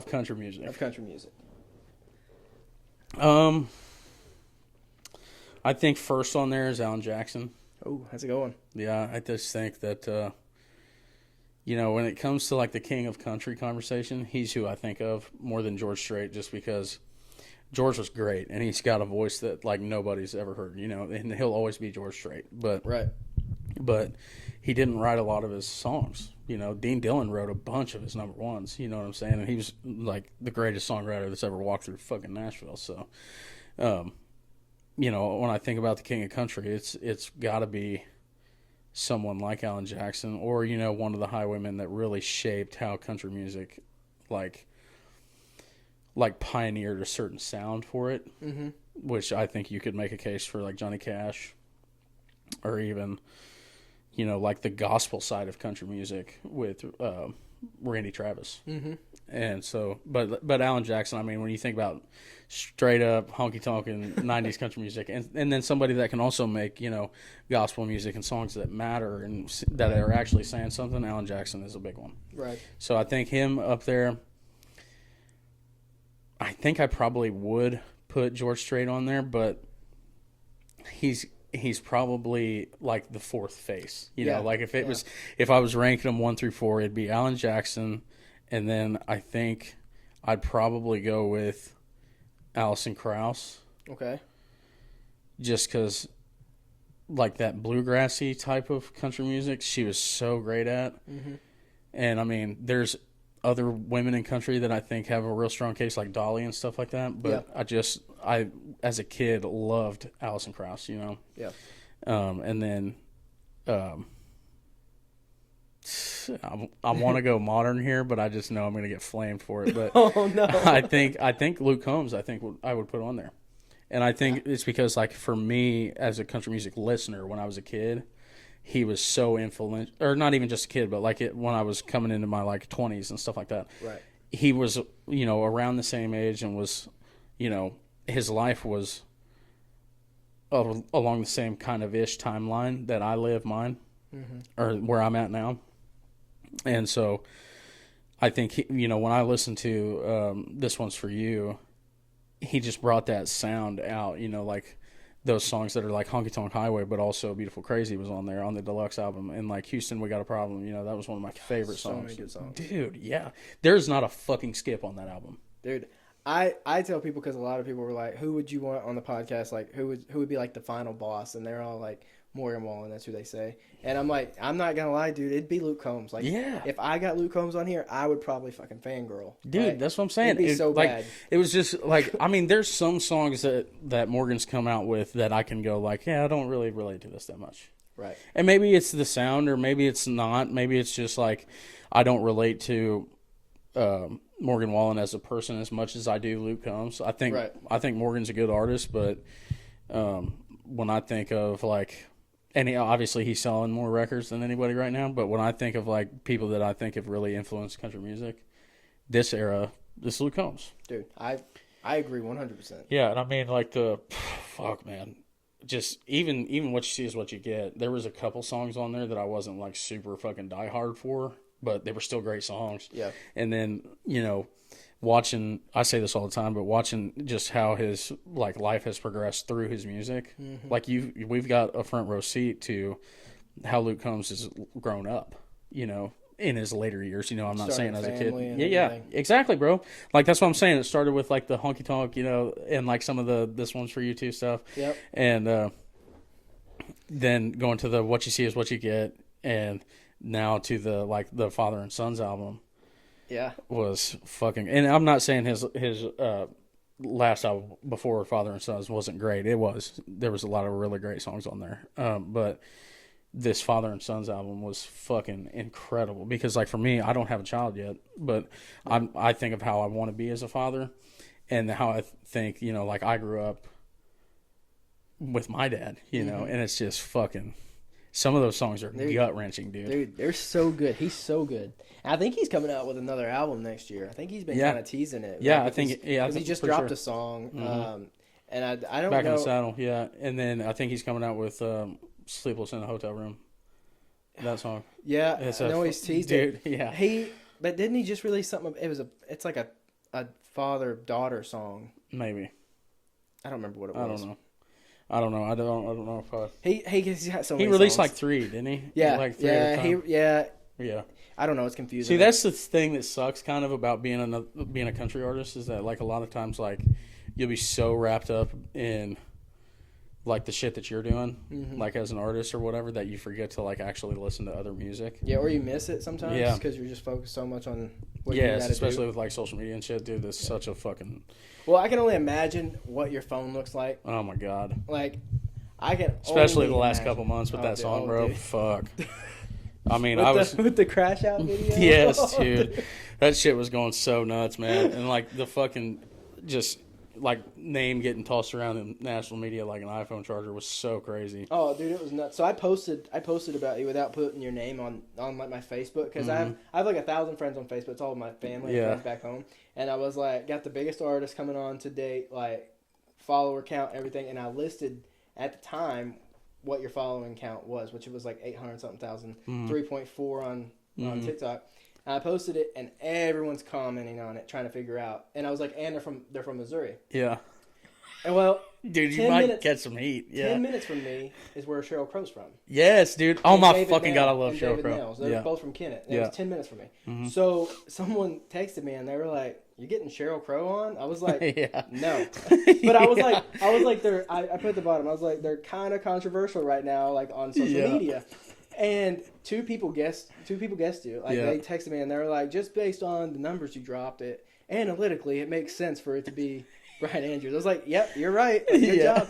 But someone was like, Sheryl Crow? I'm like, no. I was like, I tried to get Sheryl Crow on. No shit, man. And like a lot of my family knows her family, and it's just like this weird divide where I like can't get to her. Yeah, I can't get to her. So man, Sheryl Crow was the shit though. My dad was a huge Sheryl Crow fan back in the day. Yeah, because she was from Missouri and she was a music teacher. Yep. And in the St. Louis area, but she fucking like If It Makes You Happy, that song, dude.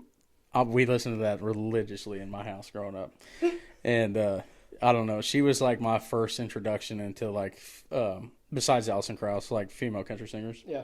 So I feel like she was that way for a lot of people too. Yeah, man. And like, you know, there was the Shania Twains, but she was kind of bigger, like, you know, in like the pop world too. And like my dad didn't really, he did listen to Shania Twain, but not nothing crazy. But dude, honestly, my dad didn't listen to a whole lot of country music. Like he was jamming fucking, like, he was a huge Styx fan back in the day.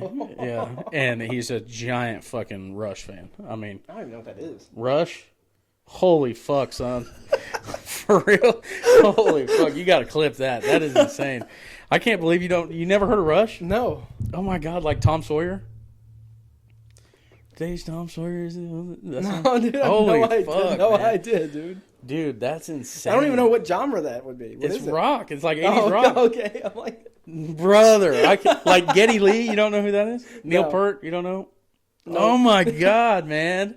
This is insane. I can't fucking believe that you don't know who they are. Dude, you gotta look them up. But I also didn't grow up on that music. Yeah, that's true. Any of that music. I grew up on it was like 2000s country. Right. Yeah, I don't know. My old man just fucking loved Rush growing up, so it was in the house all the time. And then he listened to like Evanescence all the time. So I know that one. Yeah, bro. I know that one. Fuck, I love Evanescence. Dude, Amy Lee is probably one of my favorite singers of all time. Yeah. And I mean, I don't know. When I was a kid, we listened to country music all the time being in a small town, and it was great. I loved country music, and I still, love country music. Right. But I had a huge, Midwest emo phase. Yeah. That, I mean, Midwest one of my, emo phase. yeah, bro. One of my favorite fucking bands of all time is Mayday Parade. Okay, yeah. And fucking, we used to jam out to, Of Mice and Men and Escape the Fate and just all kinds My Chemical Romance. Yeah, bro. Honestly, I didn't listen to them near as much as I should have. We jammed Green Day a lot, and then, but that was more like punk rockish. Yeah. But we did, the pop punk phase was fucking insane. Mm-hmm. And so, that's why, I was never a MGK fan until he started doing the pop punk thing. And I was and now, he's one of my favorite artists right now, too. But. Yeah, that's what one of my questions was. What are you listening to right now? MGK and Jesse Murph. Really? Yeah, fucking. Really? Yeah, dude. Interesting. Honestly, I was not really onto Jessie Murph, but she's managed by the same label that I'm signed to. Oh. And, when I knew or found that out or whatever, I started listening to a lot more of her music. Mm-hmm. And, it was right around the time of, Blue Strips. And I can remember the song that she did with Jelly Roll. Mm-hmm. And then... the song she did with Big X the Plug, that song was fucking heat. Mm-hmm. And so, Holy Ground is what it's called. Mm-hmm. That was a great fucking song. And then I was like, she had just dropped Sex Hysteria. So I was like, I'm going to listen to this album. And there are some fucking bangers on there, dude. Are there? I haven't listened to it. I mean, Sex Hysteria 1 is a great song. I mean, it's just a fucking, it's almost like a pop rock, but I would say it's like this fucking, hip hop rock, Mm-hmm. It's hard to explain because it's not really pop music, but it's you can't put Jessie Murph in a box though. That's what I like about her artist career is that she's doing every fucking thing and she can do everything, you know. And some of those, she's super young too. Oh yeah, dude. She just turned 21. Yeah, it's fucking crazy. That's insane. Also, her Instagram is wild. I don't know what's going on. She's out there, man. But I was like, dude, there's some crazy stuff going on. But I think there's something to be said about artists just figuring out who they are, and especially being young. Yeah, and I mean, dude, that's what I'm saying. She's this talented, that young, you know what I mean? Popular, right? And so, that's my thing. I couldn't imagine, even this last moment that I had, I couldn't imagine having that moment at 18. Right. You know what I mean? Or even 21. Right. All these people in your comment, dude. Yeah, I would have been like, what the fuck? I would have lost my mind. Yeah, dude. It would have been crazy. And then, so I think about that and I'm like, I think she's handling it pretty well. Yeah. But, I mean, like I said, just artists, figuring out who they are. And I think she's got a pretty good handle on who she wants to be. Mm-hmm. And I think that's sort of, what some people miss. They see some of the, really out there, controversial, music videos and, songs and stuff like that. Yeah. And they'll immediately write it off. But some of those really show artistry, you know what I mean? And so, I don't know. I look at it, I guess, from that perspective. But, I went to her show in Kansas City with a bunch of my friends, 2 months ago. One of the best fucking shows I've been to. Really? Yeah. I mean, it was an arena show. Yeah. So, I mean, there was a lot of fucking people there, and it was still That's dope. Yeah, dude. I mean, she's a great performer, so. Yeah. I've seen Luke Combs twice, and I've got to put him in, how good top is he? 3. That fucking show that concert that I was telling you I went to. Yeah. He had Morgan Wallen on tour with him. He had just came out with Heartless. Uh-huh. So it was Jameson Rogers, who I was already a pretty big fan of back in the day. And then Morgan Wallen came on. And I didn't know a lot of Morgan Wallen songs, but Had Me by Halftime was one of my favorite songs back then. Yeah. And then he dropped Heartless, and I thought that shit went so hard. Dude, Heartless was fire. Yeah, dude. And then Luke Combs, and I remember watching that concert, and I was like, dude, this is fucking incredible. Yeah. So I got to see Luke Combs open for Brantley Gilbert back in the day, dude. $50. I was 3 rows from the front. Isn't that insane? And in Cape Girardeau. Uh-huh. And yeah, dude, I went to that, and the only song out that I knew was Hurricane. Yeah. I mean, honestly, because I didn't well, really that was right around that time. I mean, I didn't really listen to him a whole lot. Mm-hmm. I mean, other than that song. And so I still got the ticket from where I saw him perform Hurricane. Then probably 3 years ago, he came to Nashville, was playing Nissan Stadium. Yeah. And the weekend had already sold out, and they announced it on SiriusXM. I was driving around at work. And they were like, "Hey, Luke Combs opened up Friday night to locals here in Nashville. Buy your ticket, $50." That's awesome. And dude. I was like, "Oh, I'm getting." It was like 3 days before Kaysen's birthday. Fuck yeah. She doesn't even really listen to country a whole lot. And I was like, "Hey, I got your tickets to Luke Combs for your birthday." And she's like, "Okay." And I was like, "Yeah, it's for me." yeah. So we went, and it was like floor seats in Nissan. It was like dude. $50, and I was like, "Man, something with $50 in Luke Combs just it makes sense." Fuck, dude. And so we were not like super close, but we were on the floor of Nissan, and dude, it was one of the best shows. I bet that was dope, dude. He's a great performer. I think one of the best. Like, it was my first concert that I ever went to, and it was one of the best. Still to this day was getting to watch Toby Keith at the Missouri State Fair when I was 16. Man, I never got to see him. Oh my god! And it kills me because he's my probably top 2 favorite artists of all time. Yeah, dude. You know what? He might be on my Mount Rushmore too. He was on mine. Yeah, just like. He's so good. Yeah, some of those songs, bro. And like, I remember a moment. One of my buddies from high school. This is why I like really wanted to pick up a guitar my senior year too. Yeah. We went to that concert, and one of my buddies from high school, his dad passed away when we were 15, or he was 16, I was 15. But we went to that Toby Keith show, and it was the summer before our senior year of high school, and he played American Soldier. Mm-hmm. And his dad was a vet, and we were getting ready to leave, like we were walking out, and because we had to be at fucking practice the next morning or whatever, so we were getting ready to leave, and then he started playing that song, and we all kind of hung back or whatever, but our buddy Keaton sat at the like grandstands, at the opening or whatever, and just listened to that song, and you could just tell in that moment it like had such a meaning for him, and I don't know. Moments like that are super powerful. Yeah. And his music was powerful. Like, right. he wrote just. Yeah, and I mean, that song, like, that almost makes me fucking tear up now just thinking of that moment, because I know, like, how much it meant to my buddy. And fucking, that was the first moment I was like, holy shit, music, the power of music is fucking insane, man. Insane. You can't even describe it sometimes. Yeah, but that's probably my favorite Toby Keith story. He's just great, man. I remember being a kid and fucking running around my grandpa's pickup, and he had Toby Keith blaring all the fucking we'll put time. a boot in your ass. Yes, it's the American way. Yeah, you're like 7 years old running around screaming. Yes, dude. It's fucking awesome.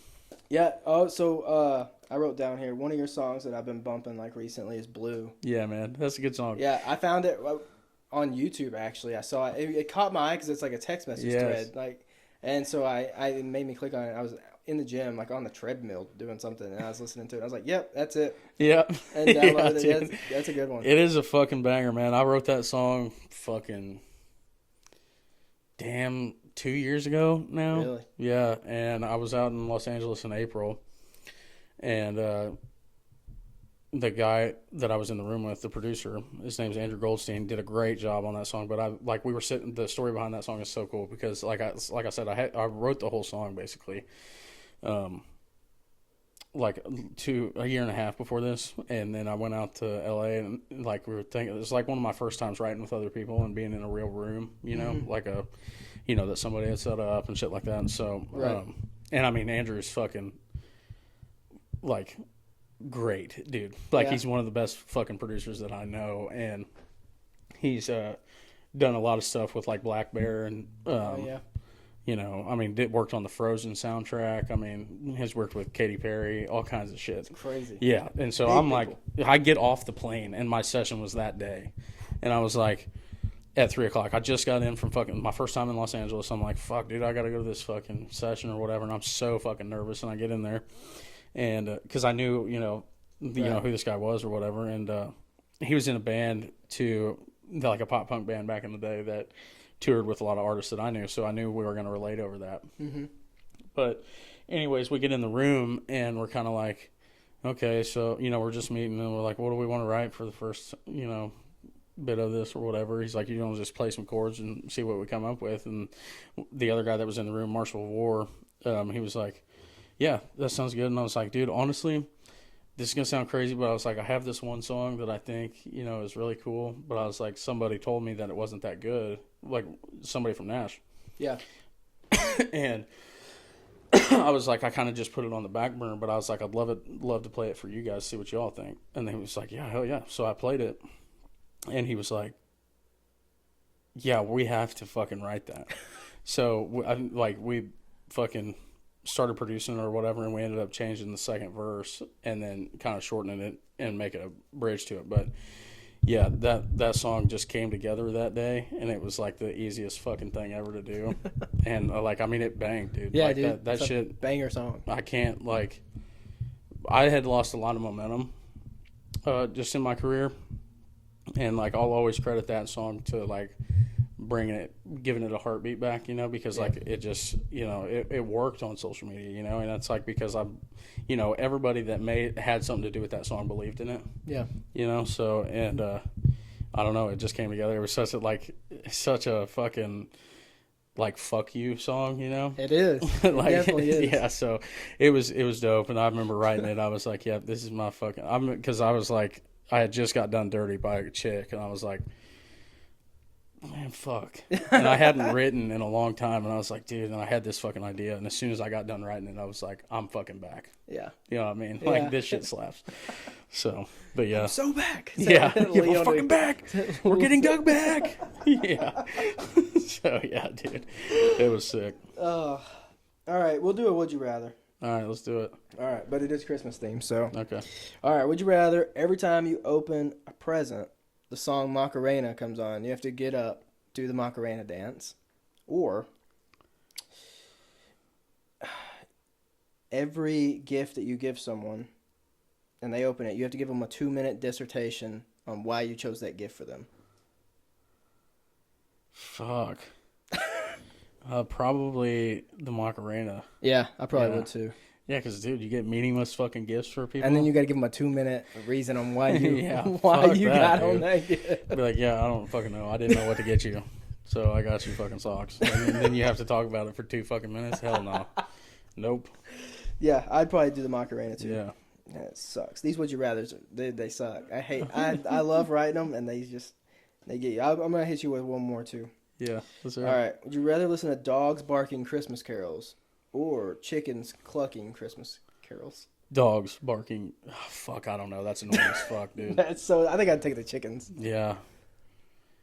I don't know, man. When I was growing up, there used to be a fucking rooster in the fucking neighbor's yard, and he every fucking morning would fucking. I'm like, dude, I just don't think. I don't think I could do the fucking chicken. No, you have to do dogs. Yeah, I think. How often do you have to hear them? Just once a day. Let's say once a day. Once a day for like December, the whole month. The whole month of December, sure. Fuck, I didn't think that much through, but we'll go with that. A month of that shit might. Your dog just singing jingle bells to to you you bath every with day. a toaster. Yeah. Fuck. I don't know. It pisses me off when a dog barks too. Like when you can't get them to stop. I guess does your dog bark a lot? No, dude. Does yours? No, she does like the. Yeah, that's all she does, or that's all mine does. Yeah. He's like, he'll go. I'll be like, "Who's here?" And he'll go to the fucking door or the window, and he'll be like, Yeah, you know. But that's it. That's all he'll do. Every once in a while, if you piss them, because they're goofy as fuck, you know. Yeah. But if you piss them off enough, they'll fucking, you know, they'll try to speak or whatever. They'll do the. thing. Yeah, dude. That's the perfect impersonation. Yes, dude. She's probably in there like tilting her head. I know, bro. That's how these fucking boxers are, man. I love mine to death. His name's Creed, and he's just the fucking best dog ever. But I mean, it's like, it's that the fucking tail is just oh my god, 1,000,000 miles an hour, and they're so goofy, dude. Yeah, the little what do they call it? The little kidney shake. Yes, yes, dude.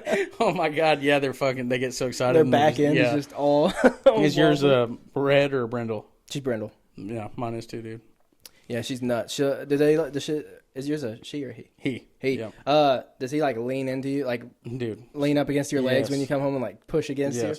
you? Yeah, she does that same thing. Man, I like the thing with Creed is like it's just me and him, so I don't really give a fuck when he jumps on me or anything like that because like he sits in my lap every day and shit like that, you know what I mean? And I don't mind it, but like when people come over, you know, he's always jumping on them because he's such a people guy. Yeah.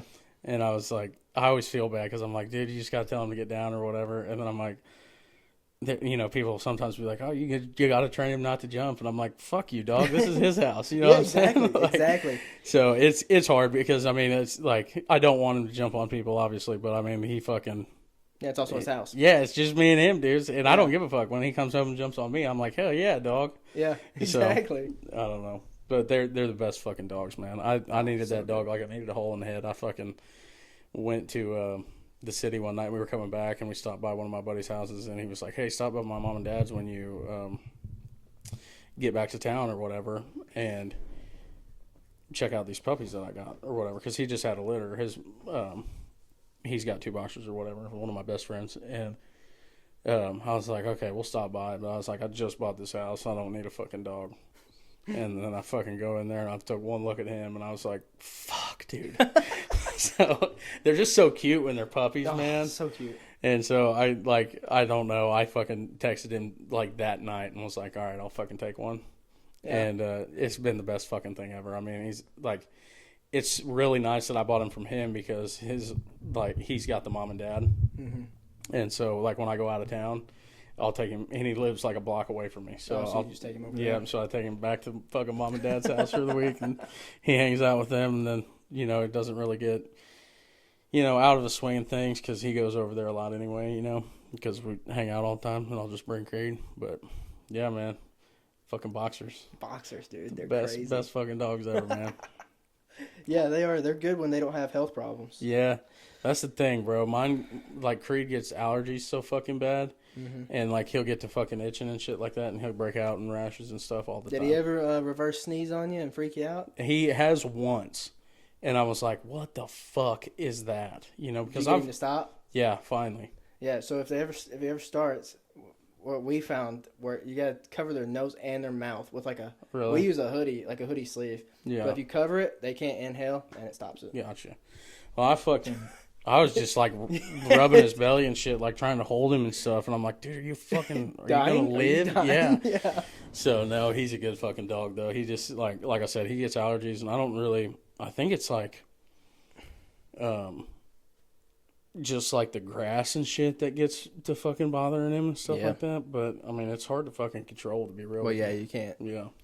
Yeah, she gets a little snotty nose every once in a while. But... Not really, like, itching, but that reverse sneezing, she was doing that quite a bit. And then she got head tremors at one point. Yeah. That was terrifying. I thought she was having a seizure. Right. And her head's just over here shaking. She's looking at you and her head's shaking. I'm like, I don't know if you're I don't know what's happening. Yeah, are you happy? Or are you sick? Yeah, like, what's wrong with you? Yeah, dude. Creed's never really gotten anything like that. He just fucking, I mean...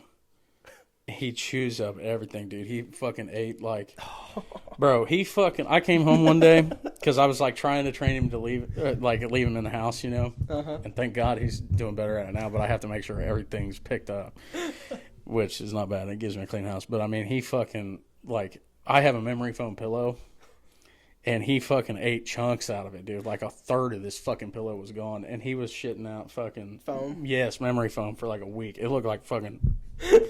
I'm like, bro, how do you not fucking die? One time I woke up in the fucking night, I'd left a Busch Light box next to my chair, and I slept on the couch, and I woke up at like fucking 4 a.m, and I'm like, what the fuck is that noise? And I look over, and Creed's just fucking got half of a cardboard box sticking out of his mouth, and I was like, what are you doing? And he was fucking like shitting and throwing up Busch Light box for fucking 2 or 3 days, and I'm like, dude, I hope you don't fucking die.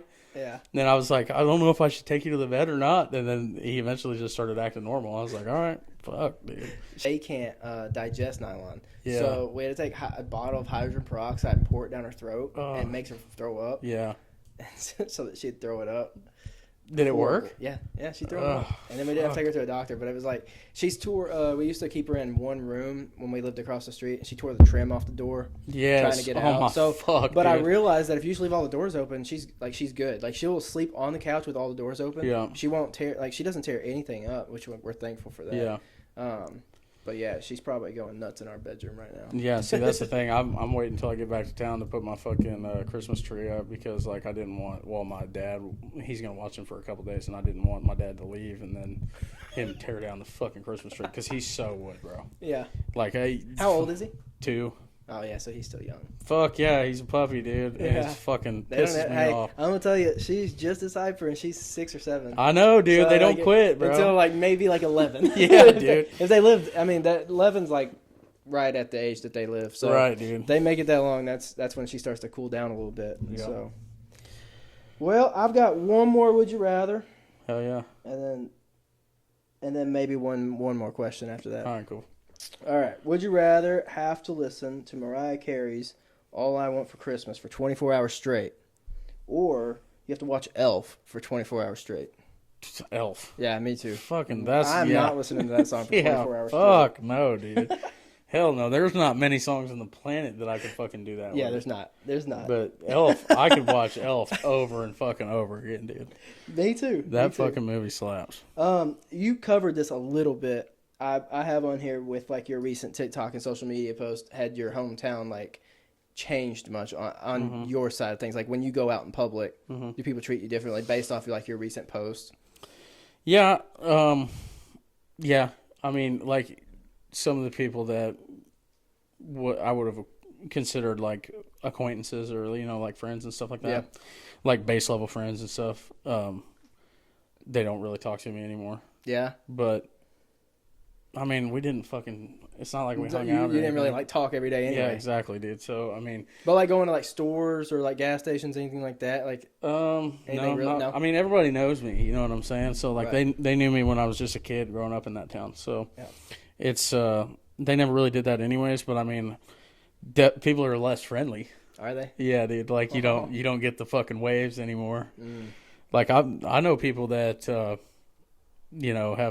over social media in my TikTok comments have came at me and said, I lost a lot of respect for you. And these are people that I know, have spent a lot of time around. That's crazy. That I would have considered friends and stuff that'll say stuff like that. And then when I see them in person, they just don't even look at me. Right. Oh, so they had the audacity to do it in your comment section, but they won't text you or say that stuff to you in person. It's always fucking all this. It's all the internet talk, man. Man, they don't. I mean, it's crazy. Dude, there's even local artists that'll fucking go play shows and shit, around where I'm from. And not a bunch of them or whatever, but local artists that I knew and I've talked to and stuff, and have chopped it up with and stuff like that, that'll go play shows and they'll fucking run my name down in their show. They'll be like, oh yeah, there's another fucking local artist around here that fucking, talks all this shit about Christians and shit like that. Yeah, and I'll be like, yeah, and I can't even fucking say nothing about it because it looks like I'm fucking punching down. Yeah. And which, it is what it is. If that's fucking helping them out, then that's helping them out. But I'm never gonna. That's so shitty. I would never do that shit to them, even if I didn't like them, because it's not worth fucking me bringing that shit up to my audience, and and just looking like a fucking bully, you know what I mean?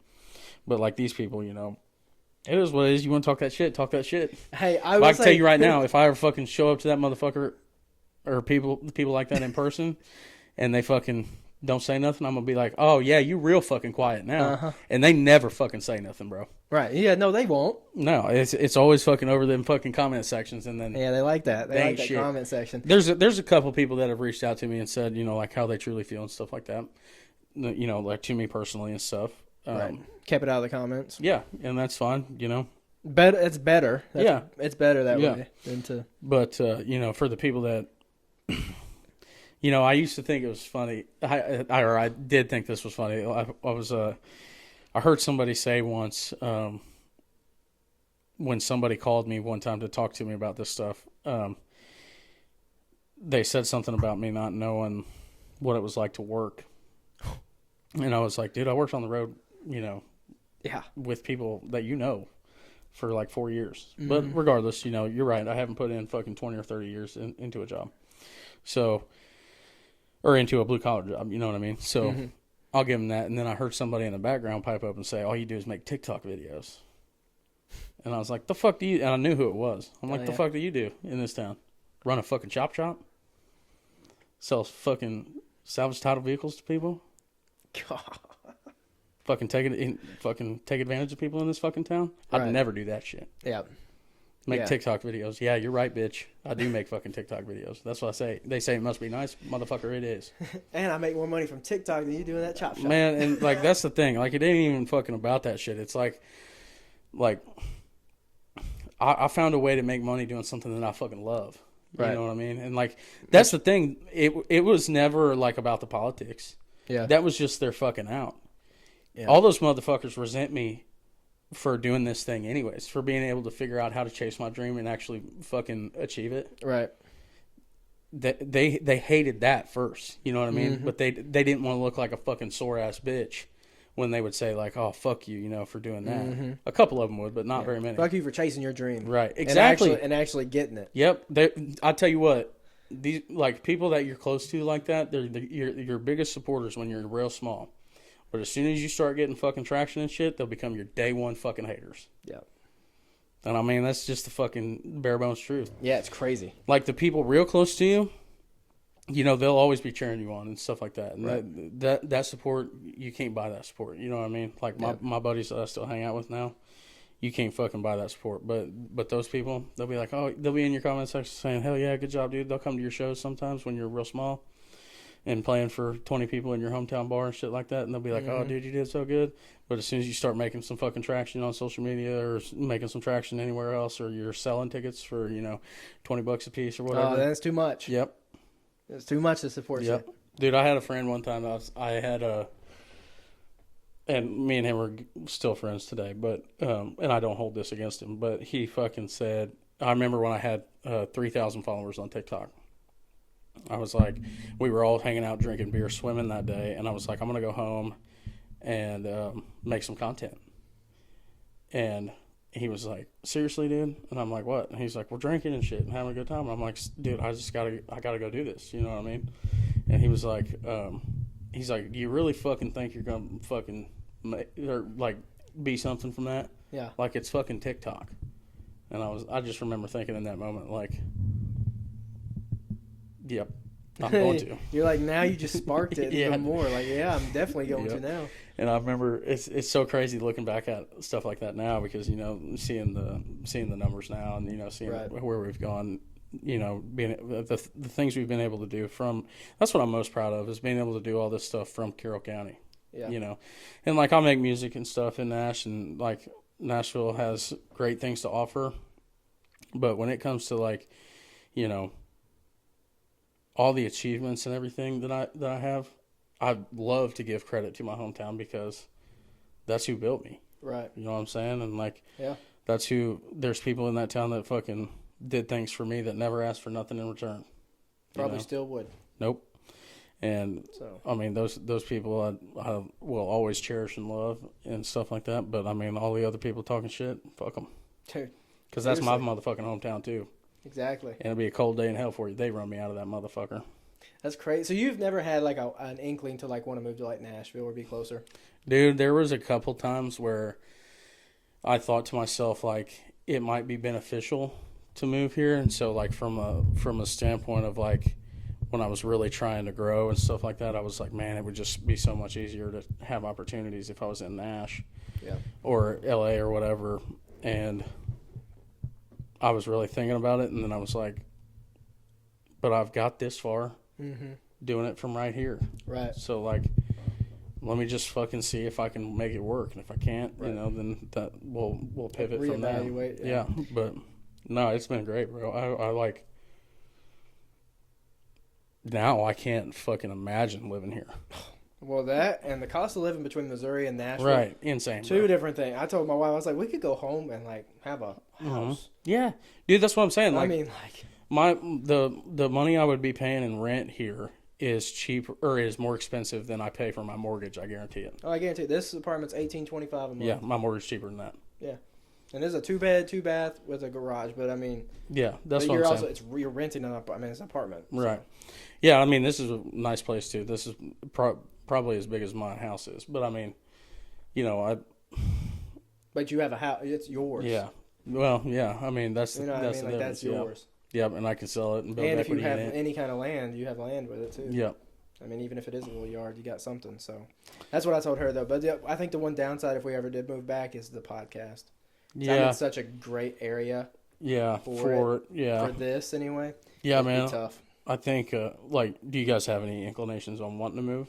We just talked about, because we might start trying to have a kid next year, because all of our family's back home. Mm-hmm. We might, but if we did, we probably wouldn't be in Missouri, because we don't really want to be. There's nothing, like, in my hometown, there's nothing. So we would probably move to Jonesboro, Arkansas. It's about an hour 15 from us. Yeah. So I don't think that's bad at all, dude. I think that as long as you're here, you should do this as hard as you can for as long as you can, and just see where it goes. Like, right. Do you have a job? Yeah, I work here. Okay, so maintenance man. I'm a service manager. Yeah, so dude, that's kind of blue collar cushy. work. Yeah, man. That's kind of cushy, dude. Being able to fucking so here. We get a discount. We get a discount, rent discount. So shit, $1,800 is the discount? No, that's okay. I get 50% off that. There you go, dog. That's what I'm talking about, brother. Hell yes. So man. That's what makes it hard to leave stuff like this. So bro, and like you said, you're in a great spot. I mean, fucking no offense to anybody that lives here, but Nashville fucking sucks. So, I mean, being able to fucking be here though, and have all these access to all these artists and everything like that, because dude, you never know who's gonna pop. Yeah, you know what I'm saying? Like you could have somebody on here that has 12,000 monthly listeners or something like that, and in 2 months they could have fucking $400,000. Crime is subject to only cities, and it's definitely not, dude. I've never fucking, every once in a while in my hometown we'll have some shit go on, but like that fucking window breaking shit. For anybody that doesn't know, my fucking car, my first day in Nashville on this trip, got fucking the window smashed out. But anyways, I feel like shit like that really wouldn't happen where I'm from, but certain crimes happen all the time. You know what I'm saying? Yeah. I think that's with every I think small towns have that. Like, I feel like in my small town, the only thing that happens is like people get busted for like drugs, like at the gas station. They get busted for like weed or something. Yeah, exactly. And I mean, dude, like that's the fucking thing. Like, it's different crime, you know. Like, and people like we had a string of like fucking teenagers or something like that running around, getting in people's like garages and shit, and in their cars and stuff. Yeah, but I've never. That's the thing. Living in my hometown, I've never really had anything happen to me. Right. But dude, I was reading the comments on your window getting busted out, and someone was like, they were like, "You don't need to be posting what you drive and where you're staying." And I was like, first off, if someone can figure out where he's staying by this video, that's insane. Because I was looking and I was like, I can see what looks like a hotel in the background. I can't even see what it says. Yeah. And I was like, secondly, if you can spot his vehicle out of everybody's in Nashville based off this, that's insane. Right, dude. And that's my grocery getter too. So I mean, it's like fucking. I mean, it is what it is. Like, I posted that video thinking the same thing. I was like, dude, it's not going to fucking matter. Like, yeah, well, no one's going to know that if you were rolling down the street, no one's going to be like, that's that guy posted a video about his car getting broken into. Yeah, dude, it's I don't know. That shit was crazy. I was like... You got it fixed pretty quick, though. Yeah, it was the same day, bro. Whoever it was, that I called my insurance, and they were like, hey, we found this auto glass. Like, there's no reason to turn in a claim. Your deductible's fucking, more expensive than the window would be. But I was like, all right, sounds good. And they called the glass company. It was only like 5 miles away, and they came and changed it in the parking lot. Oh, that's nice. Yeah, vacuumed out my car and everything. So I was pretty appreciative of that. But yeah, man, it was a fucking... Now every morning when you go out there, you're like... Yes, dude. Because, I mean, it happened to like 4 other cars. Oh, that sucks. In the parking lot. Yeah, so like I said, well, maybe if they come back, they'll be like, look, we already did this one. Right. There's nothing in here. Well, that's what I'm saying. Yeah, it's like maybe they'll be like, yeah, it's fucking, we're not going to hit this fucking place twice. But yeah, there was a security guard running around the parking lot last night, so... Oh, so they picked it up to security a little bit? I mean, I'm sure they'll fucking tell them to fuck off after a while, but... I mean, it's just crazy that, like... Because, I mean, it's at a certain point, like... Aren't you fucking... Isn't it, like, negligence to not tell your guests, like, there's been fucking a bunch of break-ins there? Yeah. Because they said it's been happening a lot. Yeah. I'm like, how the fuck... Well, yeah, but if they tell people, then people aren't going to stay there. Stay there, yeah. So. Yeah, but that's what I'm saying. Like, at least the fucking hotel it's could... a double-edged sword for them. Yeah, they just needed to fucking have better security and shit. It's just crazy, man. Because, like, dude, that would deter a lot of fucking crime. Mm-hmm. Like... But the security people are going to be like, I ain't pay me enough for that. Yeah, exactly. That's what they're going to say. Yeah. But I mean, it's just like having the presence there in general. Right. You know, like sometimes people will roll up and they'll be like, oh shit, there's a guard there, you know. My dog's going to bite your ankles. Yeah. Yeah. Creed would be like, yeah, he wouldn't do a fucking thing. So. Oh, okay. Hell yeah. But yeah, I don't know. I don't think that it's fucking ever like gonna happen in my hometown where somebody like tries to fuck with me. I don't think so either. I don't even know that you would necessarily have any problems out. I think a lot of people are keyboard warriors. Yeah, exactly, dude. So I mean, I would definitely carry, but oh yeah. I mean, you don't want to be caught out there with nothing. Yeah, dude.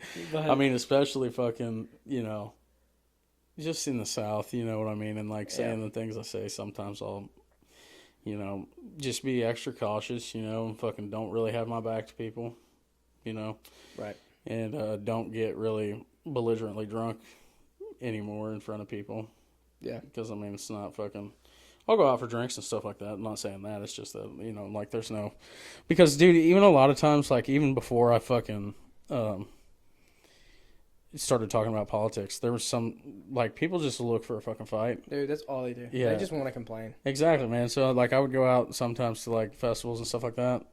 Or, like, fairs or something like that around my hometown. And, you know, you'd run into the people that are like, hey, man, what's up? I'm like, not much, you know, hang out, dap them up or whatever. And... you know, whether it's their fucking girlfriend or whatever that wants to take a picture and they don't like that, or like I didn't give them enough of my fucking attention and time that they're like, fuck you, you know? And I'll just be like, man, I do not want to fucking do this. Like, I'm literally just a person. Yeah, I'm just here to have a good fucking time. And like, I don't see that shit near as much as some people would, you know? I'm not saying I'm fucking ultra famous or whatever. It's just that, you know, there's some level of just... you know, attention there. Mm-hmm. And I think that's what I struggle with. Like, sometimes, like, it's made me a lot more antisocial. Because it's, like, when that shit happens once or twice, you're like, whatever. But then when it happens 3 or 4 or 5 times, you're like, fuck, who am I going to have to fucking talk out of wanting to fucking fist fight me tonight? You know what I mean? And it's like, is it even fucking worth it? You know what I mean? That's wild. And not even just fucking fist fight you, but, like, it's just the fucking altercation. Like I said, if you don't give somebody enough of your attention or time. Yeah, mouthing off. Just mouthing. Yeah, which is crazy because I feel like, dude, when I go out and stuff and people are like, hey, man, love your shit or whatever. Dude, I love that. Like, it is my fucking favorite thing. Like, to take pictures. Most of the time, like, if somebody comes up and they're like, hey, man, you know, love you for what you do or whatever. Just wanted to say, hey, what's up or whatever. I'll dap them up and then I'll be like, you know, thank you or whatever, and they'll act like they're getting ready to walk away, and I'll be like, dude, do you want a picture? And every time they're like, hell yeah, and I'm like, fuck yeah, let's take a pic, dude. Yeah. You know, because I love that. You know what I mean? It's fucking, to have that connection is what I do it for. It's just the people that, like, you know, like I even asked that once. I was like, hey, Ben, do you want a picture or whatever? And he's like, why the fuck would I want a picture? And I'm like, you fucking came up to me. I was just trying to, like... be nice or whatever, you know. I was just trying to fucking offer, you know, like to take a pic or whatever. He's like, no, I don't need a fucking picture with you. And I'm like, dude, you just told me that you like my music and shit. Like, sorry that I like misconstrued that situation. I just figured it was, you know, like courtesy. My God, dude, I didn't mean to fucking piss you off. That's the shit I'm talking about. Like half the time, I don't even know what I do to piss people off. Yeah, that's wild. I mean, I get the political stuff. Wow. But, like, when I'm out and about and somebody comes up to me or whatever, they're just not, like, somebody in their group or something like that. Like if there's a group of people out at a thing or whatever, and one of them notices me and is talking to me and stuff like that, I'll stop and talk or whatever. And because most of the time it's people that, like, know somebody that I know or something like that. So we'll just fucking chat it up or whatever. And then somebody in their group doesn't like me or some shit. And it'll always be that fucking person that's just like, they won't talk. And I'll be like, hey, what's up? I'm introducing myself to everybody. And they, like, sometimes won't even reach their hand out. And I'm like, that's wild. Yeah, like, dude, this is fucking petty as fuck, bro. Like, but they never fucking, you know, like I said, when I'm out and about and shit and, like, minding my own motherfucking business, they never, like, come up to me and, like, just be like, fuck you, dog. You know what I'm saying? Like, it would actually be wild if you were just like out having dinner and someone walks up and just like, man, fuck you. Yeah, I'd be like, All right, man, cool. I don't know. You want a picture? Yeah, exactly. Yeah, dude, I just don't, like, I don't know. There's not, and that doesn't happen, like, all the time, you know what I mean? That actually happens very rarely, you know, so it's just that I don't want to, a lot of times, like, if I'm going out with my buddies or something like that, I'll stay with my group or whatever, because I just don't, I don't want to put myself in the situation to have an altercation or anything like that, so. Yeah. But, I mean, most of these people, like you said, are all fucking talk. They fucking real bad over that phone screen. Oh, but, yeah, they are. Yeah. And I ain't saying I'm no bad motherfucker, but, I mean, it's difficult to navigate. But, I mean, yeah, we just do what we do in a hometown. I mean, you see that even as a person who doesn't do what I do, you know, like you go out to a party or something like that, and in small towns, it's always a fucking fight. Dude, there's always a fight at a small town. Yeah, it fucking sucks, bro. You can't go to a fucking party. You can't. Somebody a bonfire party outside, there's still gonna be somebody fighting. Yeah, man, and you think that like at some point you outgrow that shit? Motherfuckers never outgrow that shit around there ever. I'm like, dude, it makes me not ever want to go to another one. Yeah, because man, people just get so fucking drunk, like, and I mean it's no different than being in a bar. Yeah, that's what I told Case, and I was like, I don't even want to go to bars anymore. I was like, I feel like I'm on edge all the time because someone's going to, like, step on my foot or something, or that they're going to get mad at me. Yeah. And then I'm going to have to fight this person. Yeah, it makes no sense. Yeah, dude. It's like, dude, I'm just here to fucking drink a fucking Busch Light and go on about my day. That's it. What beer did y'all grow up drinking? Natty Light. Yeah, the fucking naturals, dude. The old fucking natural bottles. They just came out with bottles in Missouri. Yeah, it's fucking crazy. Yeah, no. I like Rolling Rock. There you go. And I like Yingling. Yingling's pretty good, dude. That's a fucking, like, isn't it the oldest American brewery? Yep. Yeah, that's crazy, man. I didn't even know what it was until I started working on the road. Yeah, I didn't know what it was until I went to college and someone ordered one at the bar, and I was like, what the hell did you just say? Yeah, I thought it was like a Japanese beer or something. Yeah, I didn't know what it was, and they brought me one, and I was like, that's actually pretty good. And then I started trying all their different ones. Yeah, dude.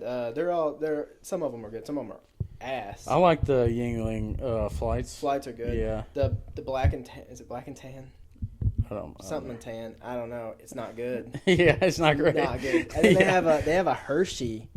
They have a Hershey one. It's gross. It's got chocolate in it. And I'm like, fuck that, and it sits on the shelf like it's not always refrigerated. I'm like, that's not healthy. That's disgusting, dude. Disgusting. Yeah. It's in there fermenting and shit. It's so gross. Yeah. I like saw it and I was mixing it around. I was like, this is just, I don't even want to drink it. Yeah, it's not good. But I do like the Flight. Yeah, the Flights are good. I mean, I drank Busch Light growing up. The whole fucking, you know, from 16 to, you know, now. Yeah. But there was a phase there when I was working on the road and we were all welders and shit. So we started drinking Michelob Ultra like it was going out of style. Dude, everybody went through that phase. Yeah, man. And now I'm back to the Busch Light. I don't know what it was about it then. I just fucking loved it. You know what I'm saying? And Did you ever drink the Natty Lights that were like that had the summer ones? Yeah, but they were like pink and yellow. They had like the lemonade ones. Yeah. Wait, was it the Natter Days? Natter Days. Yeah, dude, those weren't bad. I'm not gonna lie. I used to fucking drink those, and then like, man, that's why I love Busch Light too, because sometimes they'll do the fucking limited edition ones. They have like the Busch Apple, right? Yeah, I wasn't a big Apple fan, but when they came out with the Busch Light Peach, fuck's sake, I love that shit. See, I'm not a peach person. See, I loved that, and then the Busch Light Limes were the fucking best. Man. Really? Yeah, fuck. I wish they made more of those, dude. That shit was so fucking good over the summer. That's the other like downside of living in a small town is like your access. Yeah, man. To like certain things. Yeah, it's like, here, dude, I can get anything I want anywhere, and then I go back home and I'm like, I just want a pink Monster, and nobody has. Yeah. I was like, they only have original and the white one. Like, what is this? Yeah, dude. Yeah, sugar free or fucking OG. Dude, I'm like, expand your horizons a little bit. Like, these people don't know what they're missing. Yeah, dude. Fucking man. We ain't even. I'm like, it's like going to the grocery store. You ain't got hardly shit there. Yeah. You know, it's your basic stuff, and then they got a couple off the wall things. But yeah, like that's what I'm saying. Like all these people in cities and stuff that talk about like, you know, being able to eat healthy and stuff like that. You know, it's hard to do that in small towns because, I mean, it's not like there's still healthy options and things like that, but like we don't have a fucking Whole Foods. You know what I'm saying? You're not going to fucking get shit like that all the time. And like, you know, like a lot of people are just broke. So I mean, you're getting, you just don't have access to right, a lot exactly, of it. Yeah. exactly. So you're getting the coming here, I was like, what's a Publix? Went to Publix, and I was like, this place is freaking awesome. Yeah, I've still never stepped foot in one. They're so cool because all the labels are always facing forward. Everything's always brought to the front. Oh, really? Yeah, they pay their employees like a lot more money than Walmart. Yeah, man. So that it keeps it. That's dope. It's like neat. Like I told Casey, I was like, we can't ever go in here in sweatpants. Like, right. we got to be dressed. We got to be dressed. Yeah. I was like, we can't go in here looking like bums. Like, yeah, we it can't be trashy. We can't. And like the employees will come up to you. Like if you're looking for something and you're like just sitting there looking, they'll come up and be like, you need help finding something? Like, I'll go to the back and get it. And you're like, what is this? Like, dude, ain't it funny? Are they paying you $25 an hour? Like, what's happening? Ain't it crazy that fucking people actually like their jobs when they get paid fairly enough to do it? Right? Fucking insane. That's pretty crazy, man. So. Well, I appreciate you coming on. Normally we toast man. it out, but you don't really have much, so. What do you mean? Normally, Oh, yeah, here. We'll Cheers, give it brother. a little swallow. Oh, yeah.